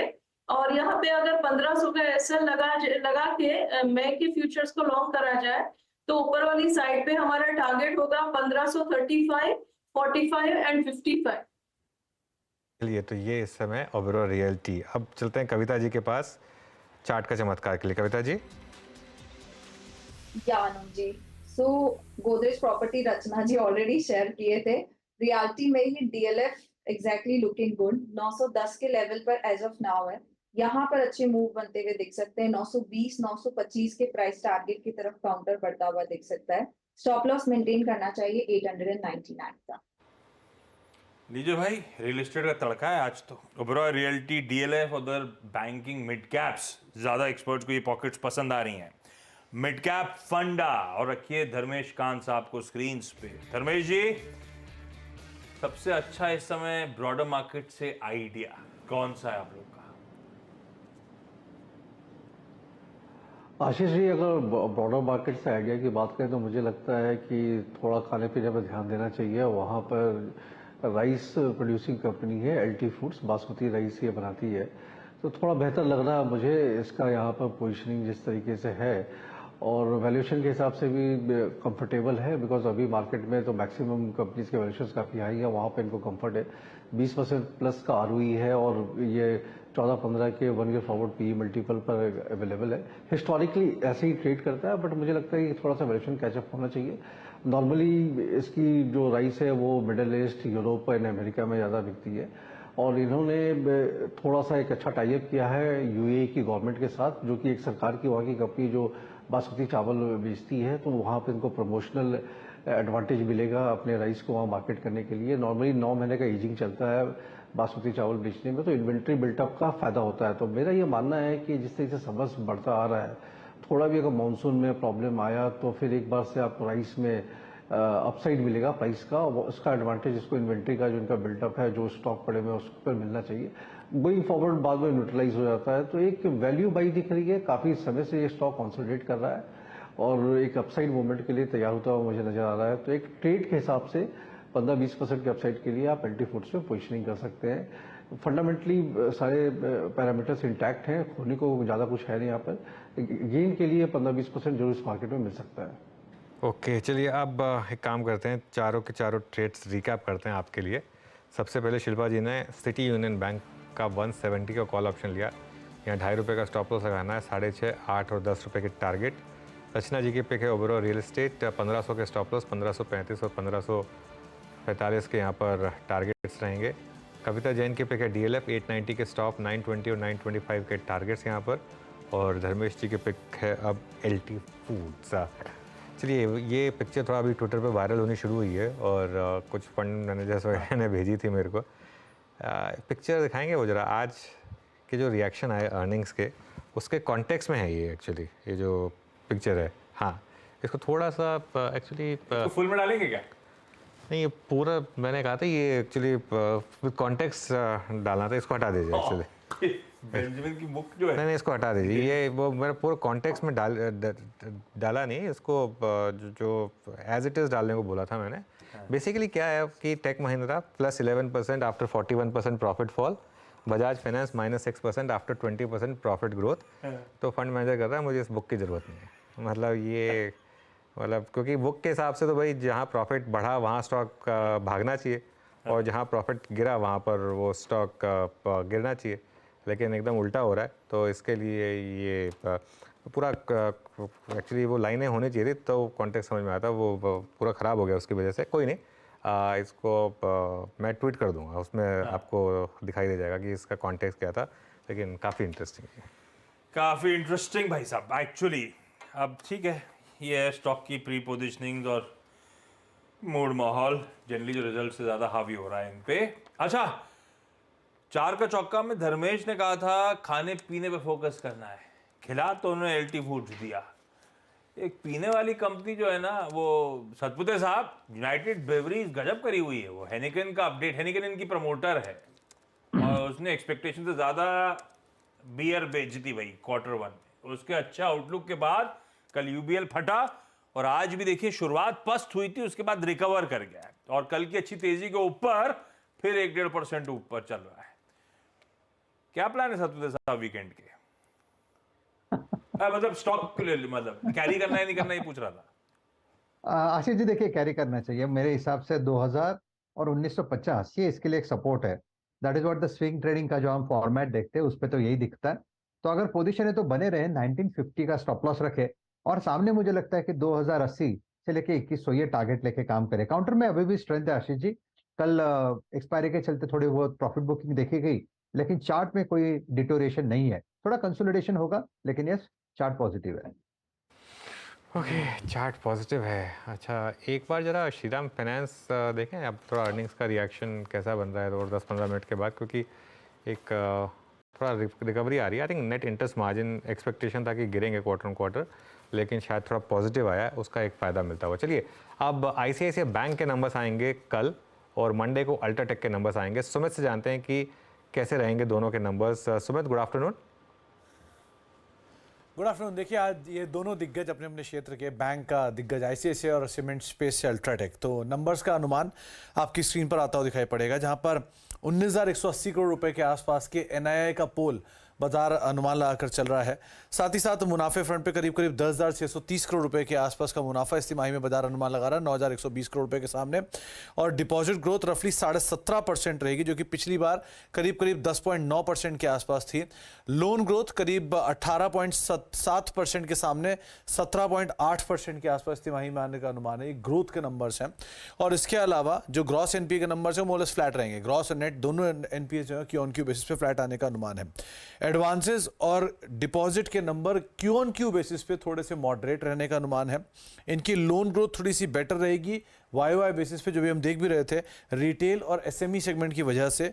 इंटरेस्टिंग पार्ट है क्रेडिट कॉस्ट, वो थोड़ी सी कम होगी क्योंकि इस बार एक कंटिजेंसी बफर जो है वो रखेंगे ताकि आगे चल के एनपीए की जो सिचुएशन है थोड़ी अलग से रहे, तो उस तरह से एक कंटिजेंसी प्रोविजनिंग रहेगी। उस प्रोविजनिंग का इंपैक्ट शायद आता हुआ दिखाई पड़ सकता है।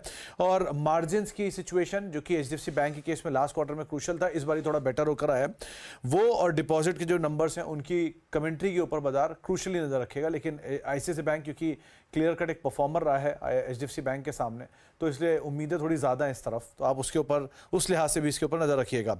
दूसरा अल्ट्राटेक के नंबर्स। अल्ट्राटेक के नंबर्स में वॉल्यूम्स के नंबर्स को अगर आप देखेंगे तो 35 मिलियन टन के सामने वॉल्यूम बढ़कर आएगा, 31 मिलियन टन से बढ़ के 35 मिलियन टन आएगा। पहले बिक्री के नंबर 18,660 करोड़ रुपए से बढ़ के 20,000 करोड़ रुपए के आसपास, और मुनाफा 1,670 करोड़ से 2,060 करोड़ रुपए के आसपास रहने का अनुमान है। इसके अलावा मार्जिन करीब 18%, 18.5% आएंगे 17.8% के सामने, और इबीटा के नंबर भी 400 करोड़ रुपए के आसपास थोड़े से इंप्रूव होते हुए दिखाई पड़ेंगे। इनके रियलाइजेशन वाई बेसिस पर हो या क्यू ऑन क्यू बेसिस पर, दोनों ही लिहाज से वीक आएंगे। 5804 रुपए पर टन के आसपास का एक रियलाइजेशन जो है वो रहने का अनुमान बाजार लगाकर चल रहा है, जो कि क्यू ऑन क्यू वाई दोनों वीक होंगे, लेकिन नंबर को सपोर्ट मिलेगा इनके वॉल्यूम के नंबर से। वॉल्यूम का आंकड़ा देखेंगे तो 35 मिलियन टन आएगा, जो कि 31.7 मिलियन टन के सामने है वाई और क्यू ऑन क्यू। कमजोर रियलाइजेशन के सामने बेहतर नंबर की वजह यही दिखाई पड़ रही है। इसके अलावा साथ ही साथ एक और इंटरेस्टिंग पार्ट कि इनका ब्लेंडेड रियलाइजेशन थोड़ा सा जरूर टूटेगा, लेकिन आरएमसी रेवेन्यू 22% बढ़ने का अनुमान है। व्हाइट सीमेंट का जो कारोबार है वो मोर लेस फ्लैटिश साइड पे इस तिमाही के अंदर रहने का अनुमान है। और जो रिसेंटली इन्होंने एक एक्विजिशन किया था, उस एक्विजिशन के बाद कितना वॉल्यूम एडिशन इनको मिल रहा है, कितना वहां से डायल्यूशन हो रहा है मार्जिन को लेकर, ये कुछ चीजें जो कि कमेंट्री पार्ट में बोलेंगे। लेकिन अदरवाइज एक बेहतर नंबर बाजार अनुमान लगाकर चल रहा है अल्ट्राटेक सीमेंट के। बिल्कुल ठीक है भाई साहब। वैसे अगर चौधरी साहब ने डिलीवर करा है तो बहुत लाइकली है कि बख्शी साहब भी करेंगे। पिछले कितने क्वार्टर से डिसअपॉइंट नहीं किया है, तो वो आपने देखा था जब एक्सिस के नंबर्स पे अच्छा रिएक्शन था तो उस दिन आईसीआईसी बैंक भी तेजी कर रहा था और रिकॉर्ड उच्चतम स्तरों पर खड़ा हुआ है। वहीं से थोड़ा सा आज पस्त आपको नजर आएगा, अदरवाइज गजब के मूव्स स्टॉक में बने हुए हैं और बहुत अच्छे numbers quarter on quarter deliver करते ही चले जा रहा है। देखते हैं कल सैटरडे को जब नंबर्स आएंगे तब क्या रहता है, लेकिन एक कंटिजेंसी बफर बनाने की तैयारी याद रखिएगा। ऐसे ही एक कंटिजेंसी बफर एचडीएफसी बैंक ने भी बनाया था 10,000 करोड़ रुपए का। वो कहते हुए कि कोई पोर्टफोलियो स्पेसिफिक बफर नहीं है, पर फिर भी हम बनाना चाहते हैं। आईसीआईसी बैंक भी शायद ऐसा करता हुआ नजर आए। बहुत मजबूती। मानस कैसा प्लेस्ड भाई? अब इसमें पूछना क्या, लगातार ताबड़तोड़ तेजी, कितना चार्ट में और दम, ये क्या कहते हैं ब्लू स्काई टेरिटरी है ये तो। बिल्कुल, देखिए कल का जो मूव था वो मेरे हिसाब से तो एक ब्रेकआउट मूव था। हालांकि उसके बाद हमने फॉलो बाइंग नहीं देखी आईसीआईसी बैंक में, लेकिन आई थिंक ट्रेंड पॉजिटिव है और आप उम्मीद कर सकते हैं कि जल्द आपको 1,200 रुपए तक के भाव आईसीआईसी बैंक में देखने को मिल सकते हैं। तो पोजिशनल ट्रेडर के लिए तो अभी भी अपॉर्चुनिटी है। करंट लेवल्स पे आप खरीदारी करिए। 1084 का स्टॉप लॉस लगाइए और 1170 और फिर 1,200 रुपए के टारगेट सेट करिए। ओके, चलिए अब एक काम करते हैं, बाकी के जो दो और नंबर्स है उनका प्रीव्यू करेंगे थोड़ी देर में, लेकिन इससे पहले मेटल्स, यहाँ पर बहुत शानदार तेज़ी है। ये क्यों है तेज़ी? क्योंकि इसका डायरेक्ट इम्पैक्ट स्टॉक्स पर है। यहाँ पर मनीषा के पास चलते हैं। Manisha ji, good afternoon. बताइए क्यों है तेज़ी और ख़ासतौर से कॉपर में? जी हाँ अनुज, एक तरफा तेजी है एक्चुअली। और अगर एलएमई की बात करें तो कॉपर 2 साल के हाईस पर है, लेकिन चाइना में शंघाई में कॉपर रिकॉर्ड हाईस पर है। अप्रैल में हर दूसरे दिन हमने चाइना में रिकॉर्ड हाई कॉपर में यहाँ पर बनता हुआ देखा है। अगर इसकी 5 बड़ी वजहों की बात हम करें तो पहला तो ये है कि चाइना में जो स्मेल्टर्स हैं उन्होंने 10% से प्रोडक्शन काट दी है, क्योंकि उनको लगता है कि उनके मार्जिन पूरे नहीं हो रहे हैं, प्रॉफिटेबल नहीं है, फीस उनको इनफ नहीं मिल रही है। लेकिन चाइना ने इवन एज अपने स्मेल्टर्स में यहाँ पर प्रोडक्शन कट होता हुआ देखा है, है, लेकिन चाइना का जो रिफाइंड कॉपर इंपोर्ट है वो इस साल में अब तक 20% तक चढ़ चुका है, यानी कि चाइना इंटरनेशनल मार्केट से यहाँ पर खरीद रहा है और उसकी वजह से उनके प्राइसेस यहाँ पर बढ़ते चले जा रहे हैं। ये तो हुई एक बात। दूसरा, ये जो ग्लोबल मैन्युफैक्चरिंग डेटा है, फैक्ट्री ऑर्डर्स हैं, वो बेहतर नजर आने लगे हैं, यानी कि इंडस्ट्रियल डिमांड पिकअप हो रही है। तीसरी बात यह है कि सप्लाई कंसर्न्स हैं यहाँ पर। जो पनामा कोब्रे माइन है वो दिसंबर से बंद है। पेरू, मेक्सिको की जो माइंस हैं वहाँ से भी गाइडेंस इस साल के लिए थोड़ी सी कमज़ोर है, तो सप्लाईज माइंस की तरफ से भी हमने यहाँ पर कमी आते हुए देखी है। चौथी बात यह कि यूएस और यूके ने यहाँ पर जो रशियन ओरिजिन का मेटल है वो इम्पोर्ट करना और एक्सचेंजेस पर डिलीवर करवाना दोनों बंद कर दिए हैं। इसका भी एक सेंटिमेंट इम्पैक्ट है। और पाँचवीं सबसे बड़ी बात है कि जो फंडामेंटल्स हैं वो तो स्ट्रॉन्ग हैं ही, लेकिन जो CFTC डेटा है वो आपको ये दिखाता है कि जो कॉपर के नेट लॉन्ग्स हैं वो अक्टूबर 2021 के बाद सबसे ज्यादा हैं। 47,000 कॉन्ट्रैक्ट्स यहाँ पर नेट लॉन्ग्स हैं, यानी कि अच्छा खासा स्मार्ट मनी हमने यहाँ पर कॉपर में आता हुआ देखा है। अब फाइनल चीज़ ये है कि कॉपर के प्राइसेस $10,000 पर टन के आसपास चल रहे हैं। कॉपर का ऑल टाइम हाई है 10,800, यानी कि अगला टारगेट वो हो जाता है। लेकिन सारी की सारी wall street banks and brokerages की रिपोर्ट्स अगर आप देखें ना अनुज, तो चाहे वो गोल्डमैन सैक्स है, सिटी है, बैंक ऑफ अमेरिका है, सबका मानना है कि अगले साल तक, अगले साल से पहले हम ऑल टाइम हाईज $12,000 पर टन के यहां पर बनाते हुए नजर आएंगे। ब्लैक रॉक का मानना है कि अगर 12,000 तक कॉपर के प्राइसेस नहीं आएंगे तो कोई यहां पर इन्वेस्ट नहीं करेगा, कोई बड़ी माइन यहां पर प्रोजेक्शंस एक्सपेंशन करती हुई नजर नहीं आएगी, क्योंकि वो उनके प्रॉफिट में है ही नहीं। तो इवन एज डिमांड बहुत ज्यादा है, पर कहां है कॉपर, और इसी चलते हमने अच्छी खासी तेजी यहां पर आते हुए देखी। बिल्कुल, और कहाँ है कॉपर, और यही कारण है कि BHP और एंग्लो अमेरिकन ये एक कोशिश कर रहे हैं एक $39 बिलियन की एक डील अनाउंस करने की। और आज मैं पढ़ रहा था कि जो सर्ज आया कॉपर प्राइसेस में, technically copper is now more valuable then diamond. तो इस तरीके के मूव्स यहाँ पर मेटल्स में खैर बहुत तेज़ मोमेंटम है। अब मेटल्स इंडेक्स लेकर आइए, और ये एक ऐसा इंडेक्स है जिसमें आप ETF के थ्रू पार्टिसिपेट कर सकते हैं। ऑब्वियसली आज सुबह हमने वेदांता की बात की थी कि वेदांता एक स्टॉक हो सकता है। ये आज का चार्ट है, लेकिन थोड़ी प्रॉफिट टेकिंग आ गई हायर लेवल से। लेकिन अगर आप थोड़ा सा लंबा चार्ट देखेंगे इसका मेटल्स इंडेक्स का, तो उसमें आपको क्लियरली विजिबल होगा कि किस तरीके के मूव्स आए हैं यहाँ पर। ये देखिए, एक महीने का चार्ट 13% इंडेक्स भागा है, इंडेक्स 13% भागा है यहाँ पर इस समय पर। कौन सा मेटल स्टॉक्स सबसे अच्छा प्लेस्ड है शिल्पा जी? जी अनुज जी, अगर हम लोग मेटल्स की बात करेंगे तो मुझे तो नाल्को बहुत ज़्यादा पसंद है। यहाँ पे सेटअप बहुत पॉजिटिव है, जो जैसे 205 से 210 के लिए। उसको छोड़ के अगर हम लोग JSW स्टील या टाटा स्टील की भी बात करेंगे तो मुझे लगता है टाटा स्टील भी 185 से 200 के लिए एक रैली के लिए एकदम तैयार है। तो ये कपल ऑफ काउंटर्स में इसमें अपसाइड पोटेंशियल अभी भी बहुत स्ट्रॉन्ग है। इन वाइल 1 पर 3 बोनस मोतीलाल ओसवाल, ये स्टॉक पिछले 6 महीने में आई थिंक डबल हुआ है। आई थिंक ये सुशील केडिया ने हमारे चैनल पर आके बोला था, इस स्टॉक को रेकमेंड किया था, और 1 महीने में 56% भागा है ये। काफ़ी बड़ा कैचअप प्ले किया इसने। एंजल वन एक ऐसा स्टॉक था जो सबसे ज़्यादा भागा था, उसके अलावा बाकी ब्रोकरेज स्टॉक्स में शायद इतने मूव्स नहीं आए थे।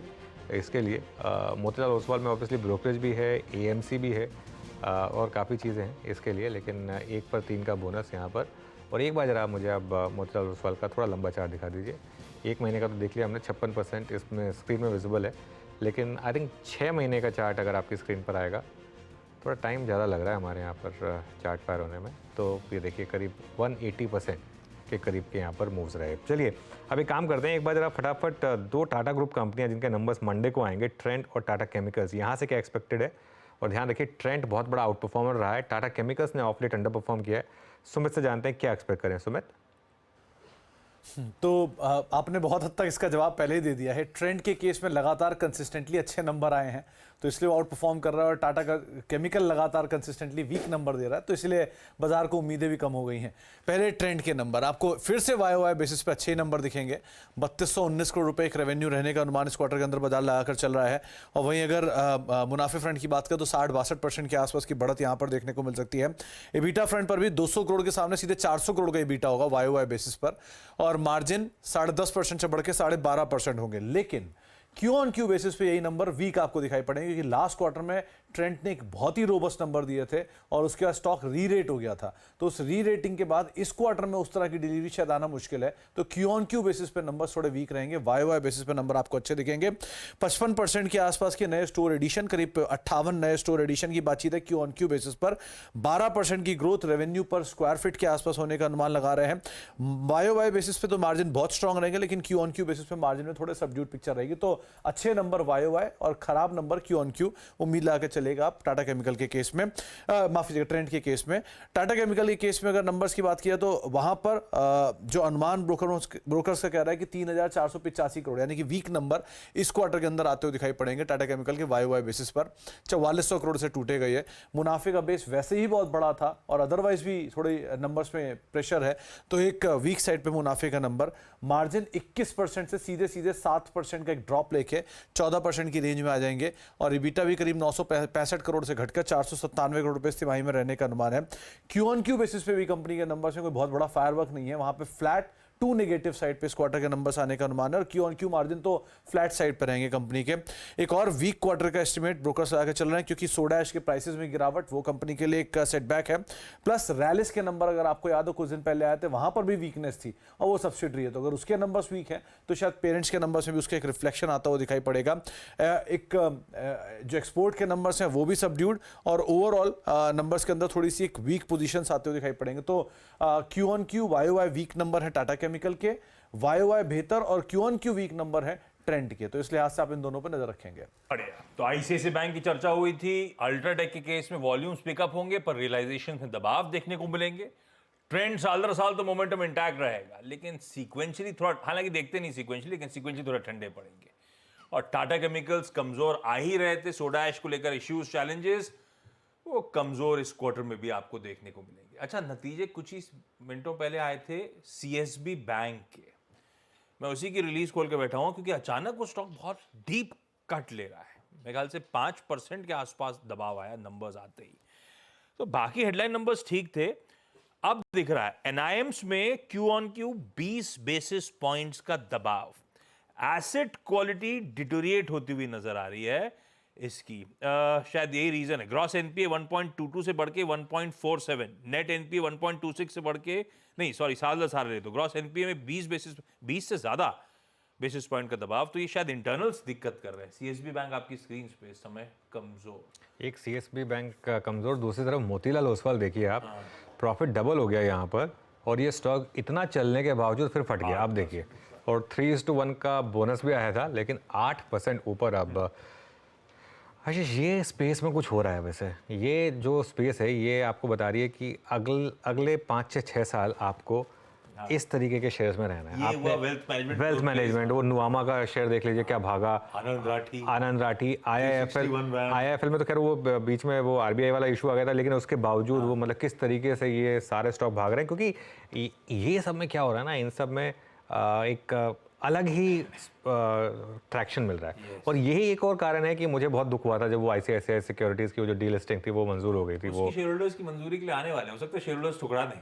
नहीं, वो तो हो गया ना अप्रूवल शेयर होल्डर्स का, वो शेयर होल्डर्स का अप्रूवल तो वो कुछ आईसीआई का कुछ अपडेट आना है अभी। हाँ, लेकिन अब बचा नहीं कुछ। हाँ, एनीवे तो बट लेकिन बाकी शेयरों में देखिए आप किस तरीके की तेजी है। खैर बहुत शानदार तेजी। चलिए एक काम करते हैं, मानस के पास है क्या, मानस ईसॉप पढ़े हैं क्या? नहीं नहीं, ईसॉप नहीं पढ़े, बहुत साल हो गए। अब मोतीलाल ओसवाल को छोड़ देते नहीं। अब खैर चलिए एक काम करते हैं, अब तो दीपन को जोड़ लेते हैं। और दीपन मेहता जोड़े हमारे साथ, उनसे बात करते हैं। दीपन, गुड आफ्टरनून। पहले तो ये ब्रोकरेज शेयर्स की बात हो जाए, ब्रोकरेज या मार्केट पार्टिसिपेंट्स कह लें इनको तो, और चाहे एक्सचेंजेस हो, बीएससी, एमसीएक्स, चाहे ये ब्रोकर्स हो, चाहे वेल्थ मैनेजमेंट हो, सीडीएसएल, डीमैट वाले प्लेयर्स, एएमसी प्लेयर्स, सब में मैसिव रैली आ रही है। क्या ये कंटिन्यू करेगी और आपकी क्या पिक्स होंगी यहाँ पर? यानुज, गुड आफ्टरनून और आपके शो पर इनवाइट करने के लिए बहुत बहुत धन्यवाद। देखिए, अगर इतनी बढ़िया तेजी आई है कैपिटल मार्केट्स में तो इसका सीधा सीधा असर ऑल रिलेटेड एंटिटीज को होना ही है। That is why exchanges, brokerages, asset management companies, registrars, all of them, I think this is a fantastic period. लेकिन ये एक साइक्लिकल बिजनेस है, ये समझना ज़रूरी है। और अगर मंदी की मार्केट चालू हो जाती है तो कुछ क्वार्टर्स के लिए इनके भी नतीजे खराब हो सकते हैं और फिर हाई बेस इफेक्ट के कारण you may see actual negative growth rates coming through. Specifically coming to your question, I think preference is for angel broking. उनकी जो execution है has been phenomenal, जिस हिसाब से market share gain कर रही है, and now they're expanding into more and more products. So from that point of view, I think that this company from a valuation perspective also looks quite interesting. लेकिन disclosure हम और हमारे client इस पे शायद निवेश किया होगा, तो इसके लिए एक just take on record that we are positive on the stock, but our views could be biased. अच्छा दीपन सर आए, गुड आफ्टरनून। दीपन सर से एक समय था पुराने ऑफिस में, जब भी आईटी से रिलेटेड कुछ भी होता था ना, हम दीपन सर का दरवाजा खटखटाते थे। कुछ भी बड़ा हो, दीपन सर को चेक करो क्या व्यू दे रहे हैं। दीपन सर, अब तो दिग्गजों के रिजल्ट आ गए, एचसीएल टेक का आज आ जाएगा, लेकिन बाकी चारों के आ ही गए, और उसमें आज खैर हाईलाइट है टेक। पहले तो रिजल्ट आईटी का देखकर कुछ भरोसा बढ़ा आपका वाकई कि FY25 में रिकवरी की तैयारी हो रही है, या अभी वो क्वेश्चन मार्क जस का तस है? दूसरा उसी का फॉलोअप, टेक महिंद्रा नंबर्स थके थे, एक रोड मैप नए सीईओ साहब ने दे दिया हमको FY27 का, पर इस करंट एनवायरनमेंट में क्या एग्जीक्यूट करना इजी रहेगा? क्या आप बेट करोगे टेक महिंद्रा पे या नहीं? No, frankly disappointed हूँ इन सब नंबर्स से। Tech Mahindra of course management ने अच्छा व्यू दिया है फ्यूचर का, इसलिए शायद सम शॉर्ट कवरिंग और इन्वेस्टमेंट बाइंग में हैव टेकन प्लेस, लेकिन सभी जो कंपनीज के नतीजे आए हैं अब तक, इवन मिड कैप कंपनीज के, Persistent, Tata Elxsi, LTI, LTTS, सभी के नंबर्स बहुत ही डिसअपॉइंटिंग है।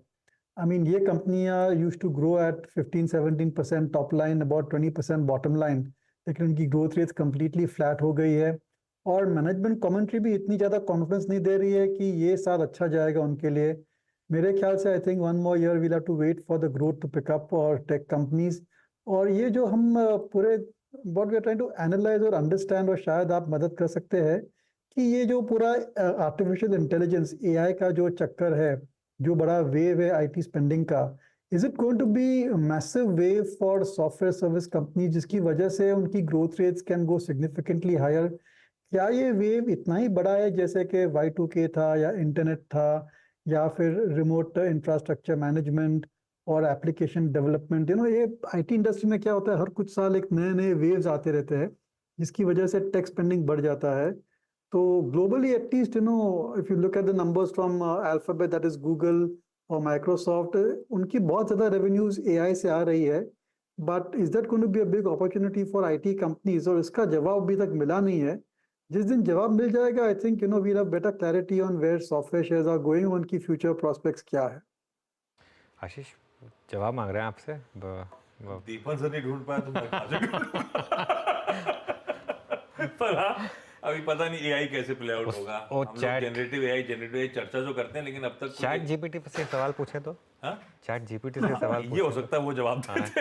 हाउ विल AI से पूछने की AI क्या करने वाला है, उसका भी जवाब होना चाहिए वैसे। अच्छा, चलिए, तो ब्रोकरेजेस की बात हो गई, कुछ IT स्टॉक्स की बात हो गई। दीपन जी, बजाज फाइनेंस के मार्केट रिएक्शन से सरप्राइज हैं क्या आज आप, और क्या व्यू होगा यहाँ पर? अनुज, डेफिनेटली थोड़ा सरप्राइजिंग है। मेरे ख्याल से रिजल्ट्स वर ओके, और market should realise, analyst should realise कि कंपनी बड़ी हो गई है, बेस इफेक्ट का प्ले आता है, and on the whole I think valuation ratio जो है वो कुछ कंप्रेस हुए हैं। So I think this kind of correction may not be as justified. Definitely results were slightly below expectation, लेकिन मैनेजमेंट बहुत ही कंजर्वेटिव है, and they like to do proactive provisioning as well, और जिस हिसाब से थोड़ी निम्स पे प्रेशर आई है, I think that is to be expected, so a bit surprised at the overreaction I would say, लेकिन फिर भी हमारी राय में I think ये एक बहुत ही बढ़िया कंपनी है। अर्निंग्स अभी भी अच्छी तरीके से कंपाउंड हो रहे हैं, और 20-21% की growth rates is given for the next 2-3 years और so from that point of view एक टाइम आएगा कि इतना सस्ता हो जाएगा that people will look at it as a bargain value, and then look at bidding the stock price higher. So at least as a measure of disclosure, we are invested in it, but we are not selling at these prices at least. इस बीच थोड़ी सी दबाव, Sensex 1% के आज Sensex की expiry का दिन है वैसे, 1% के दबाव के साथ अब इस समय ट्रेड होता हुआ, निफ्टी भी 0.8, ऑलमोस्ट 3/4% से ज्यादा का दबाव, 180 अंक नीचे, और ब्रेथ थोड़ी सी ठंडी पड़ गई है। 1:1 का रेशियो है एडवांस डिक्लाइन का, आपकी स्क्रीन पर आएगा। दीपन सर, अप्रैल मई सब मान के चल रहे थे ये वो समय होगा जब इलेक्शन रिलेटेड जो बाजार जो भी एंटिसिपेट कर रहा है वर्डिक्ट रिलेटेड, वो फैक्टर इन होगा, प्राइस इन होगा। हो गया या अभी बाकी है? और उस बड़े इवेंट से पहले आप लोग एलिक्सर में क्या कर रहे हो? कुछ प्रॉफिट टेकिंग कर रहे हो, कुछ कैश में बैठ रहे हो, या ऑल इन हो? नहीं, we are sitting on cash. और हमने पहले भी क्या है कि हमारा व्यू थोड़ा कॉशियस है, थोड़ा नेगेटिव है मार्केट पर। और देखिए, look around you, other results are coming. I think जितने भी बड़ी कंपनी के नतीजे आए हैं, I don't think except from Bajaj Auto ऐसी कोई कंपनी के नतीजे इतने अच्छे आए हैं कि ठीक है, अभी ये बहुत ही बढ़िया स्टॉक है और we are forced to buy even more quantity और upgrade our forecast for earnings और price target। ऐसा कोई भी दिखता नहीं है, right from Reliance, TCS, Infosys, we saw HDFC Bank, Bajaj Finance। I mean, जितने भी नतीजे अभी तक आए हैं इतने ज़्यादा impressive नहीं है। They are okay, they are going as per street estimates, slightly below street estimates। These are well discovered companies। ऐसी कोई खास नई बात नहीं आई है, ऐसा कोई नया buying trigger भी नहीं आया है इन कंपनियों में। And that's true even for a lot of mid cap stocks के इतनी कुछ बढ़िया buying triggers नहीं दिखी है on these earnings results so far। और देखिए, ये this is the beginning of the earning season। जैसे जैसे earning season progress होगी, more and more bad numbers will come through। तो मेरी राय में I think more than elections और geopolitical event, market का जो वजन है that will go down largely because of slower profit growth। I'm not that confident that analyst expectations of profit growth will materialize the way they're anticipating। So from that point of view, I want to be very cautious। जिस हिसाब से valuations है, valuations are not supporting the earnings growth for many companies in many industries। एक last सवाल लेंगे आपसे, उससे पहले वोडाफोन आइडिया का स्टॉक लेकर आइए, शानदार रिकवरी इंट्राडे में। और अगेन देखिए, बात सुबह हुई थी, ब्लॉक डील हुई और एटीसी ने बेचा, एक बड़े एफआई बायर की बात हो रही थी। बहुत लोग अंदाज़ा लगा के चल रहे हैं, सिर्फ अंदाजे हो सकते हैं कि शायद जीक्यूजी था, क्योंकि जीक्यूजी ने इतना पैसा कहाँ से ला रहे हैं? हर ट्रेड में तो जीक्यूजी दिखता है। हर ट्रेड में जीक्यूजी का, कई बार तो नहीं भी होता तो भी जीक्यूजी का नाम जोड़ देते हैं हमारे यहाँ। बट एनीवे, दीपन, आप ने पार्टिसिपेट किया क्या वोडाफोन के एफपीओ में? 11 रुपये पे था, और अगर किया तो क्या रखने का इरादा रखते हैं इसको? No, Anuj, we did not participate in the FPO क्योंकि I don't see a way for the company to come out into profit। जिस हिसाब से आप देखेंगे उसका टर्नओवर क्या है, उसकी एक्सपेंसेस क्या है, इंटरेस्ट कॉस्ट कितना है, और जो नेट लॉस होता है, I don't know how it will all match all together unless उनके सब्सक्राइबर्स डबल हो जाते हैं या फिर उनकी एवरेज रियलाइजेशन डबल हो जाती है। I don't see how Vodafone can really break even going forward। So और भी टेलीकॉम इंडस्ट्री देखेंगे तो इट बिकम क्वाइट अ धीरे धीरे एक मैच्योर इंडस्ट्री बनती जा रही है। हमने रिलायंस जियो के भी नतीजे देखे, it's about now high single digit type of growth rates. Bharti Airtel also, I think growth rate certainly will get subdued around about high single digit, low middle digit. और इस हिसाब से, इस बेसिस पे how a company can turn around and start delivering super profits, I don't know understand how it will happen. But obviously, I think market thinks otherwise। But on the whole, I think telecom पर भी view थोड़ा cautious ही है हमारा। और ये जो भाव देख रहे हैं वोडाफोन का, I think a lot of it is retail speculative activity also taking place in the stock। ये दीपन सर जो कह रहे हैं वो लॉजिक है, पर मुझे समझ नहीं आता फिर ये सब लॉजिक तो सबको पता था, ये क्यूआई भी क्यों 19 टाइम पर गया, ये सबके लिए कंफ्यूजिंग। दीपन सर, जाते जाते आखिरी सवाल मेरी तरफ से, रिजल्ट सिर्फ बजाज ऑटो के पसंद आए आप लोगों को, क्या उस पर और पैसा डाला, और हाल फिलहाल कुछ नया खरीदा या बिल्कुल कुछ नहीं खरीद रहे? नहीं, बिल्कुल कुछ नहीं खरीद रहे, और बजाज ऑटो भी नहीं खरीदा है। नतीजे अच्छे आए because it was better than expectation. पर आगे चलते I think all the positive news has got captured into Bajaj auto and other auto shares. So I don't think that generally मैं valuation देखता हूँ तो मेरे को थोड़ा ऐसा लग रहा है कि margin of safety नहीं है बहुत सारी companies में। And I can be wrong about my view on the market, but I just feel कि ये earning season, last earning season भी इतनी बढ़िया नहीं थी, ये earning season will be not as good as well according to me। नहीं, ठीक कर रहा आप Deepan sir, thank you so much. आपने जो इमेज दिखाई थी वो एक्चुअली जो पढ़ के आए फंडामेंटल्स उनके लिए वही एक लॉजिक है। आई थिंक वो इमेज अब रेडी है, मतलब जो असली कॉन्टेक्स्ट में मैं दिखाना चाहता था वो इमेज वो अब रेडी है। ये थोड़ा सा आज ट्विटर पे भी घूम रही है। बेसिकली कॉन्टेक्स्ट उसमें डालना ज़रूरी था कि क्यों वो दिखाया था। तो देखिए ये Tech Mahindra plus 11% after 41% profit fall, Bajaj finance -6% after 20% profit growth. और लीजिए फंडामेंटली सबसे जानी मानी बुक। तो भाई बुक की ज़रूरत नहीं है, हमारी मार्केट ऐसी है। खैर एनीवे, मार्केट में स्टॉक्स के डे टू डे चलने का अलग रीजंस होते हैं। अब एक काम करते हैं, मंडे की तैयारी कर लेते हैं। चलते हैं यतिन के पास पहले तो डीलिंग रूम चेक के लिए। यतिन गुड आफ्टरनून, बताइए कौन से दो स्टॉक पर नजर? Good afternoon. दो स्टॉक्स जो आज फोकस में है, सबसे पहले श्रीराम फाइनेंस। और देखिए स्टॉक 4-5% नीचे था एंटिसिपेशन में कि नंबर्स थोड़े खराब आएंगे, लेकिन NII ग्रोथ बेहतर एक्सपेक्टेशन से, नेट इंटरेस्ट मार्जिन जहाँ डिक्लाइन एक्सपेक्टेड था वहाँ ग्रोथ आई है। तो कहीं ना कहीं डीलर्स को लगता है कि यहाँ से स्टॉक में थोड़ा बहुत मोमेंटम बन सकता है और आज की जो शॉर्ट्स है वो कवर होने आ सकती है। ऑब्वियसली थोड़ा बहुत स्टॉक ने रिकवर तो ऑलरेडी कर लिया है, लेकिन अभी भी डीलर्स को लगता है कि यहाँ पोजिशनल ट्रेड लेना चाहिए, क्योंकि डोमेस्टिक फंड्स यहाँ खरीदारी कर रहे हैं और 2600 तक के टारगेट्स उनको लग रहे हैं इस काउंटर में आ सकते हैं। और दूसरा औरोबिंदो फार्मा, और इन जनरल आज फार्मा स्टॉक्स में बाइंग है, स्पेशली बायोकॉन और औरोबिंदो में। औरोबिंदो की बात करें तो डीलर्स को लगता है कि BTST ट्रेड यहाँ लिया जा सकता है 1150 से लेकर 1170 के टारगेट्स के लिए, और बहुत सारे FIs और HNIs यहाँ खरीदारी कर रहे हैं। ओके, तो चलिए औरोबिंदो फार्मा यहाँ पर खरीदारी हो रही है और श्रीराम फाइनेंस यहाँ पर डीलर्स की तरफ से खरीदारी हो रही है। ये दो स्टॉक्स फोकस में। अब BTST या STBT कॉल्स लेने का समय आ गया। मानस बताइए क्या कैरी करेंगे मंडे के लिए? देखिए मंडे के लिए अशोक लेलैंड पे खरीदारी करने की राय रहेगी। एक फ्रेश ब्रेकआउट अशोक लेलैंड ने दिखाया है। आई थिंक यहाँ से भी करीब 10-12 रुपए का आपको देखने को मिल सकता है। तो अशोक लेलैंड में करंट लेवल्स पे खरीदारी करनी चाहिए। 182 रुपए का स्टॉप लॉस लगाने हैं और 195 के टारगेट सेट करने हैं। अशोक लेलैंड, ये है BTST आइडिया मानस की तरफ से। सतपुते साहब क्या लेके जाना है? आशीष जी मुझे लगता है कि फार्मा लेके जाएंगे थोड़ा ज़्यादा बेटर होगा। जैसे कि शुरू में औरोबिंदो की बात की, मुझे फिलहाल तो लुपिन अच्छा लग रहा है। लो बीटा है और चलता है तो बहुत अच्छा चलता है। और मुझे लगता है जिस तरह से आज ये अपने 10-20 DMA के ऊपर है, करंट लेवल से भी मुझे लगता है यहाँ पे अच्छा मूव मिलेगा। सो 1680 के टारगेट के लिए लुपिन बाय करें। फ्यूचर में 1630 चल रहा है, 1610 का स्टॉप लॉस होगा। ओके, रचना जी आप क्या कैरी करना पसंद करेंगे? रचना जी अनम्यूट करिए।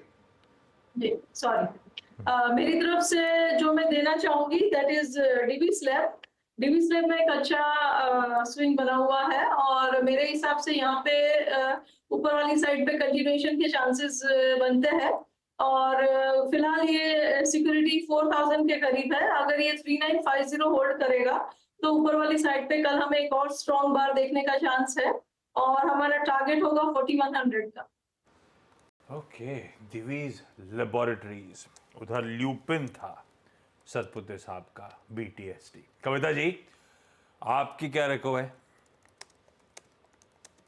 तो बॉम्बे स्टॉक एक्सचेंज BSE को लेकर जाएंगे as BTST। As of now 3217 के लेवल पर है। जो प्राइस पैटर्न्स बन रहे हैं अकॉर्डिंगली प्राइस टारगेट आते हुए दिखता है 3260 3320 के टारगेट की तरफ ये मूव होता हुआ दिखना चाहिए। 3110 का 3160 का आप स्टॉप लॉस मेंटेन करें for the price target of 3280 and 3320। गजब स्ट्रेंथ है भाई साहब इस काउंटर में। बार बार बातचीत चल रही है NSE के एग्रेशन की, काय का एग्रेशन। ये देखिए BSE जाता 2-2.5% मजबूत फिर से। इसका एक और रीज़न है।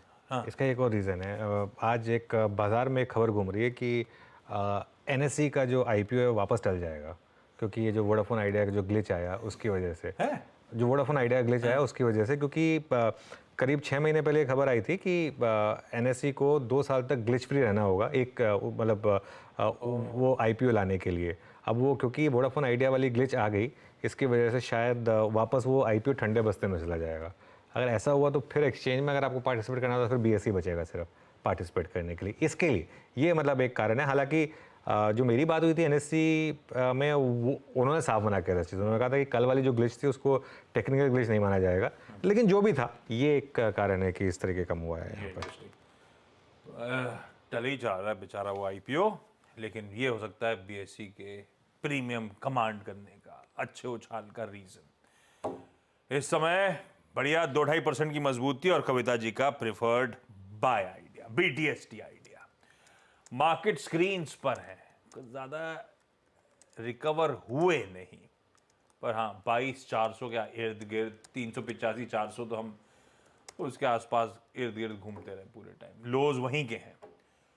कैसे रीड थ्रू कर रहे हो आप इंटरनल्स देख के? और हमने कार्यक्रम की शुरुआत में बातचीत करी थी कि ये है टेक्सचर बाय ऑन डिप्स का, ले जाऊं क्या? देखिए थोड़ी सी बोल्ड कॉल है, लेकिन मेरे ख्याल से तो ये एक अपॉर्चुनिटी है आपको। स्टॉप लॉस लगाना होगा आपको ऑब्वियसली, और एक रिस्क तो हमेशा रहता है ओवरनाइट में कि स्टॉप लॉस के नीचे ही खुलें आप।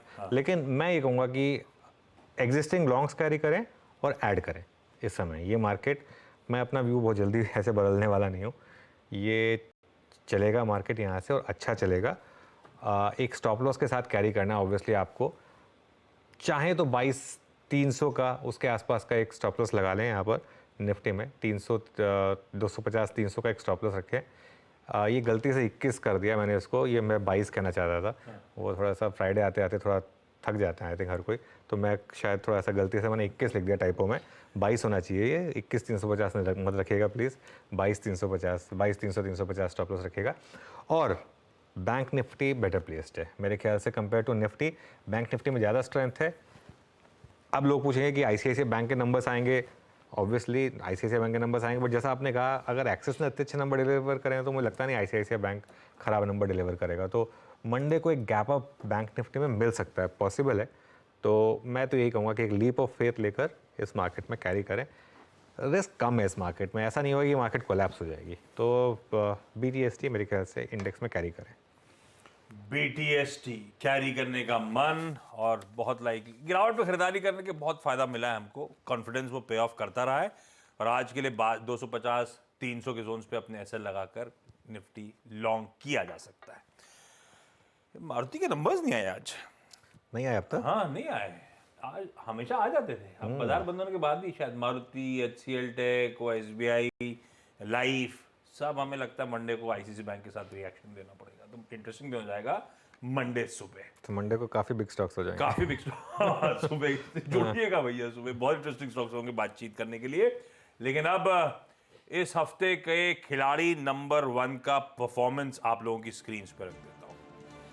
ये रहे भाई, इस हफ्ते संकल्प, रुचित और प्रदीप के बीच मुकाबला था। सबने, किसी को भी फॉलो किया होता आपने, हफ्ता गाड़ी कमाई का था।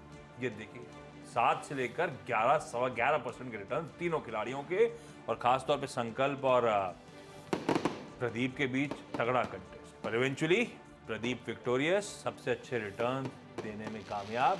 प्रदीप हैं इस हफ्ते के हमारे खिलाड़ी नंबर 1 और स्क्रीन पे रेडी। प्रदीप, हम सब की तरफ से हार्टीएस्ट कॉन्ग्रेचुलेशंस भाई। इंटरेस्टिंग हफ्ता, बढ़िया रिटर्न्स कमा के दिए, लेकिन अब स्टॉक स्पेसिफिक जब आप मूव्स देख रहे हो, कितने कंफर्ट में हो? आने वाले हफ्ते के लिए क्या प्लान कर रहे हो? कैसा लग रहा है बाजार? डिस्कशन चल रहा था और उन्होंने जो लेवल बताया वो मेरे हिसाब से इम्पोर्टेंट इमीडिएट सपोर्ट है। 22,300 जो कभी सेकंड खुलने का बॉटम होना था, उसके के आसपास 34 का सपोर्ट भी है। तो मेरे हिसाब से एक स्टॉप लॉस पे रखना चाहिए। हाँ, ये लेवल टूटता है तो फिर थोड़ा आगे जा सकते हैं, ऊपर लेवल से कर लेंगे। इसके अलावा PSU स्टॉक्स हैं, उससे खास तौर से मेरा एक झुकाव है। इस हफ्ते मैंने काफी सारे PSU स्टॉक्स चुना, उससे काफी रिटर्न भी मिला। निफ्टी PSU में आप देखेंगे तो उसमें एक फ्रेश ब्रेकआउट करीबन 1.25 महीने के कंसोलिडेशन के बाद कंफर्म हुआ है। तो मेरे हिसाब से PSU स्टॉक्स हैं वो नेक्स्ट वीक भी अपना आप कंटिन्यू कर सकते हैं। मेरे ख्याल से प्रदीप को ऑडियो अच्छा नहीं आ रहा है, क्लियर समझ में नहीं आ रहा। आई गेस PSU पे दाव लगाया था मैं उनके, क्योंकि स्टॉक पिक्स देख रहा था। दिखाइए प्रदीप के इस हफ्ते के टॉप ट्रेड जिन्होंने सबसे बढ़िया कमा के दिया। Mazagon dock 3.25%, NMDC 3%, Mahindra life space 2.5%, हडको 2%, LIC housing finance 1%, Chalet hotels 1%। ये है वो रिटर्न्स, ये वो स्टॉक्स के दम पर प्रदीप ने आपको बढ़िया 11-11.5% के रिटर्न्स कमा के दिए। सॉरी प्रदीप, वो बहुत ज्यादा ऑडियो क्लियर नहीं था तो हम लोग समझ नहीं पाए, बट आई एम अज्यूमिंग आपने PSU बैंक्स के आउट परफॉर्मेंस कंटिन्यू होने की बात करी है ना? जी, एक्चुअली मैं इस पूरे PSU इंडेक्स की बात कर रहा था। निफ्टी PSU इंडेक्स का मैंने जिक्र किया। Public sector enterprise index itself एक 1.25 महीने के कंसोलिडेशन के बाद अच्छे ब्रेकआउट कंफर्म कर रहा है, तो पूरा पीएसयू इंडेक्स मुझे लगता है कि एक अच्छा परफॉर्मेंस नेक्स्ट वीक भी कंटिन्यू कर सकता है। ओके, चलिए बहुत बहुत शुक्रिया Pradeep. Have a good weekend. ये इस समय खिलाड़ी नंबर 1 के विनर। चलिए अब 7 मिनट बचे मार्केट क्लोजिंग में। एक और इम्पॉर्टेंट अपडेट, आज सेकेंड फेज ऑफ इलेक्शन चल रहा है, तो 2 अहम सीट्स जो है, वायनाड जहाँ पर राहुल गांधी और मेरठ जहाँ से अरुण गोविल, जो रामायण में भगवान राम का किरदार निभा चुके हैं, वो मेन कैंडिडेट्स हैं। हमारे साथ हमारे 2 करस्पॉन्डेंट अरुण सिंह मौजूद हैं और वायनाड से, और मेरठ से प्रियंका कर्णपाल। दोनों के पास चलते हैं और जानते हैं कि क्या मूड माहौल है। जी देखिए, इस वक्त मैं वायनाड में हूं जहां से राहुल गांधी चुनाव लड़ रहे हैं और उनके खिलाफ इस बार भारतीय जनता पार्टी के केरल के जो राज्य के अध्यक्ष हैं के सुरेंद्रन, वो यहां से उम्मीदवार हैं। साथ ही साथ लेफ्ट की तरफ से एनी राजा हैं। तो त्रिकोणीय मुकाबला यहां पर है। हालांकि जो वोटर हैं वो सुबह से ही काफ़ी संख्या में यहां पर देखिए आ गए थे। अब थोड़ा दोपहर होने को है तो इसलिए धूप ज़्यादा बढ़ गई है, गर्मी भी है, कुछ संख्या कम हुई है, लेकिन आप देखें लगातार लाइनें लगी हुई हैं। केरल में वैसे भी हाई टर्नआउट होता है हमेशा। पिछली बार 80% के आसपास मतदान हुआ था।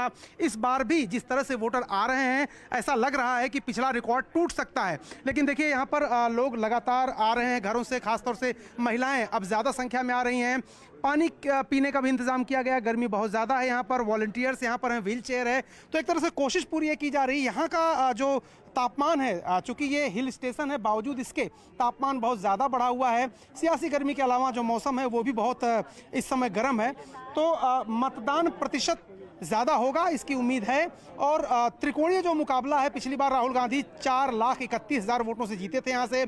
इस बार कांग्रेस कह रही कि उससे ज़्यादा वोटों से वो जीतेंगे। हालांकि लेफ्ट की तरफ से एनी राजा आई हैं, मजबूत कैंडिडेट हैं, और बीजेपी की तरफ से भी स्टेट प्रेसिडेंट है के सुरेंद्रन, वो भी पूरा दिन रात मेहनत कर रहे हैं। तो एक तरह से 3 त्रिकोणीय मुकाबला यहाँ पर है। हाँ, त्रिकोणीय मुकाबला। और कुछ अपडेट्स ये थे कि एक बार वायनाड का इलेक्शन हो जाए, बहुत ज़्यादा अटकलें गर्म है, तो शायद एक और सीट का राहुल गांधी का अनाउंसमेंट अमेठी का, हाँ पता नहीं कहां से, लेकिन ऐसे अटकलें हैं। एक बार ही वायनाड का हो जाए, उसके बाद देखते हैं ऐसा होता ही नहीं होता है। दूसरी इंपॉर्टेंट सीट जो अभी मेंशन हुई थी, मेरठ से अरुण गोविल साहब जहां से खड़े हुए हैं। अच्छा, किसी के लिए केक वॉक नहीं, जिस तरह का समीकरण है उस कॉन्स्टिट्यूएंसी का। प्रियंका के पास मेरठ चलते हैं। Priyanka, good afternoon. कैसा माहौल है भाई वहां पे? तो इस वक्त हमारी मौजूदगी है मेरठ के एक पोलिंग सेंटर में, और मेरठ की अगर खास तौर पर आज बात की जाए तो त्रिकोणीय मुकाबला मेरठ की सीट पर है। बेहद हॉट स्पॉट अगर इसे कहा जाए, हॉट सीट कहा जाए तो कहना गलत नहीं होगा। देखिए पोलिंग सेंटर की मैं पहले तस्वीरें आपको दिखा दूं, जहां पर लगातार लोगों का आना जो है वो जारी है। हालांकि बहुत तेज गर्मी है, बावजूद उसके जो लोग हैं वो घरों से बाहर निकल रहे हैं। बाहर तक आप देख सकेंगे लाइन्स यहाँ पर लोगों की नजर आ रही हैं। और मेरठ में खासतौर पर अगर बात की जाए तो बीजेपी की तरफ से अरुण गोविल खड़े हैं, और जो कांग्रेस और सपा का गठबंधन है वहां से सुनीता वर्मा खड़ी हैं। खास बात यह है कि यहां से सिटिंग जो सांसद थे, 3 बार के सिटिंग सांसद थे, उनकी टिकट काटकर नए चेहरे को यहां पर मौका दिया गया है। और सुनीता वर्मा की अगर बात की जाए तो 2 नाम कटने के बाद उनको ये मौका मिला है। यहाँ अगर इस पूरे मेरठ इलाके की बात की जाए तो यहाँ पर ये जो मेरठ है ये मुस्लिम बाहुल्य इलाका है। दलित जो वोट है उनकी परसेंटेज उसके बाद आती है, और ऐसे में बेहद अहम मुकाबला जो है वो आज हो रहा है। आप देख रहे हैं कि लाइनें यहाँ पर लगी हुई हैं। ओवरऑल परसेंटेज की जब हम बात करते हैं, यहाँ पर आबादी की बात करते हैं, तो मुस्लिम बाहुल्य ये इलाका है। लेकिन तीनों पार्टियों में से 3 जो कैंडिडेट्स यहाँ पर खड़े हुए हैं उसमें से एक भी कैंडिडेट जो है वो मुस्लिम नहीं है। ऐसे में किस पर दाव खेलती है मेरठ की जनता इस बार? हाँ, देखते हैं भाई। अब आउटकम तो 4 तारीख को पता चलेगा, 4 जून को सेकेंड फेज, और दोनों बड़े फेज थे। तो काफ़ी सारी सीट्स के अब कैंडिडेट्स की फेट जो है सील हो जाएंगे आज के बाद। भाई जिन की कॉन्स्टिट्यूंसी है भाई, जहाँ जहाँ वोटिंग हो रही है, प्लीज़ जाइए। अगर अब तक नहीं करा है तो वोट ज़रूर जाके डालिएगा। बढ़िया एक्शन रहा भारतीय बाजारों में। अब जाते जाते वाकई लोअर लेवल से कुछ रिकवरी का मूड आता हुआ। 3/4 निफ्टी दबाव वाला, आधे % की कमजोरी के साथ, और अब क्लोजिंग लम्हों के लिए बड़ी वॉल पे चला जाए। बिल्कुल आशीष, और देखिए बैंक निफ्टी में अच्छी खासी रिकवरी आ गई। आई थिंक ये मार्केट थोड़ा प्राइस इन करने की कोशिश कर रहा है शायद। कि मंडे को शायद एक गैप अप मिले, जो मेरी भी एक्सपेक्टेशन है। खैर एनीवे, निफ्टी कुछ टाइम पहले 175 पॉइंट डाउन था, अब बंद हो रहा है 122 पॉइंट। हालांकि वॉल्यूम वेटेड प्राइस लिया जाएगा तो हो सकता है कि थोड़ा और नीचे बंद हो, 140 से 145 पॉइंट नीचे बंद हो सकता है। बैंक निफ्टी भी हो सकता है 48,300 के नीचे फाइनल एडजस्टेड क्लोजिंग आए ये, लेकिन प्रोविजनल क्लोजिंग तो उसके ऊपर है। आज का लेकिन जो क्लियर कट डे था वो था मिड कैप्स के नाम। By the way IT index भी ऊपर था टेक महिंद्रा की वजह से। Mid cap index record intraday high और रिकॉर्ड क्लोजिंग हाई पर बंद हो रहा है, 400 पॉइंट ऊपर। और ऑलमोस्ट सेम मामला स्मॉल कैप इंडेक्स में, करीब करीब 0.5% ऊपर small cap index. Advance decline अच्छा था, मतलब टुवर्ड्स द एंड थोड़ा फीका पड़ा, लेकिन फिर भी ज़्यादा एडवांसिंग स्टॉक्स थे, कम गिरने वाले स्टॉक्स थे, तो ओवरऑल मूड माहौल ठीक था एक्चुअली ब्रॉडर मार्केट का। सेक्टोरल ब्रेड्थ अगर आप देखेंगे कहाँ पर तेज़ी कहाँ पर मंदी, तो उसमें आपको एक इंटरेस्टिंग चीज़ दिखाई देगी। बहुत टाइम के बाद निफ्टी बैंक और निफ्टी फाइनेंशियल सर्विसेज में डिफरेंशियल था, क्योंकि बजाज फाइनेंस का एक एंगल था। तो फाइनेंशियल सर्विसेज 0.7% नीचे, निफ्टी बैंक 0.84% नीचे। अगले हफ्ते एक इंटरेस्टिंग चीज़ होगी, ट्यूसडे को फिन निफ्टी और निफ्टी बैंक दोनों की एक्सपायरी होगी, वीकली एक्सपायरी। सीपीएसई इंडेक्स 1/3% ऊपर, आईटी इंडेक्स करीब करीब 1/3% ऊपर। फार्मा में अच्छे मोमेंटम थे, डिवीज लैब्स अच्छा चला था करीब करीब 1%, रियल्टी इंडेक्स करीब करीब 0.5% और ऑयल एंड गैस इंडेक्स यहाँ पर तेजी थी। निफ्टी का हीट मैप लेकर आइए जरा और देखते हैं कि कहाँ पर तेजी कहाँ पर मंदी। सबसे ऊपर टेक महिंद्रा 7.5% ऊपर, सबसे नीचे बजाज फाइनेंस 7.5% नीचे। दोनों ने एक दूसरे को कैंसिल आउट किया। बजाज फिनसर्व 4% नीचे, इंडसइंड बैंक में गिरावट, Nestle, HCL tech, SBI life. HCL tech काफ़ी वीक था नंबर से पहले, एम&एम में प्रॉफिट बुकिंग थी थोड़ी सी। एलटीआई माइंडट्री, डिवीज लैब्स में अच्छी तेजी, BPCL, Wipro, Bajaj auto, coal India, ये कुछ और स्टॉक्स थे। निफ्टी 117 पॉइंट नीचे, डेज लो से ठीक ठाक रिकवरी के साथ आशीष हम बंद हुए एक्चुअली। बिल्कुल ठीक। और इस बीच सुबह जो सीधा सौदा में 20 स्टॉक्स हाईलाइट कर गए थे, उनका एक क्लोजिंग पिक्चर दिखा देते हैं, कहाँ कुछ दमखम नजर आया। नीरज जो स्टॉक्स हाईलाइट कर रहे थे उसमें डिक्सन देखिए 6% ऊपर, वेदांता बढ़िया करके गया, ब्रोकरेज की अच्छी रिपोर्ट भी थी। नेस्ले सुबह ही वो बातचीत हुई थी कि दबाव वापस आ जाएगा, शायद आया। एनएचपीसी भी 0.2% मजबूत। ये सुबह 7:30 बजे सारे स्टॉक्स हाईलाइट हुए थे। हर्षा इंजीनियरिंग 8.25% मजबूत। बजाज फाइनेंस 8% का दबाव। मोतीलाल ओसवाल ठंडा पड़ गया, एक समय तो खैर 8% तक की तेजी थी। और क्रिसिल भी बढ़िया करके गया आज के ट्रेडिंग सेशन में। समेटा जाए अब इस शो को, आज के कमाई के अड्डे को, और अब आप लोगों से हम सब की मुलाकात होगी मंडे सुबह 6:57 ऑनवर्ड्स। आप लोग एंजॉय करिए अपना वीकेंड, पर एक बात ध्यान रखिएगा, CNBC आवाज पे प्रोग्रामिंग इसके बाद भी कंटिन्यू करेगी। नमस्कार एंड हैप्पी वीकेंड।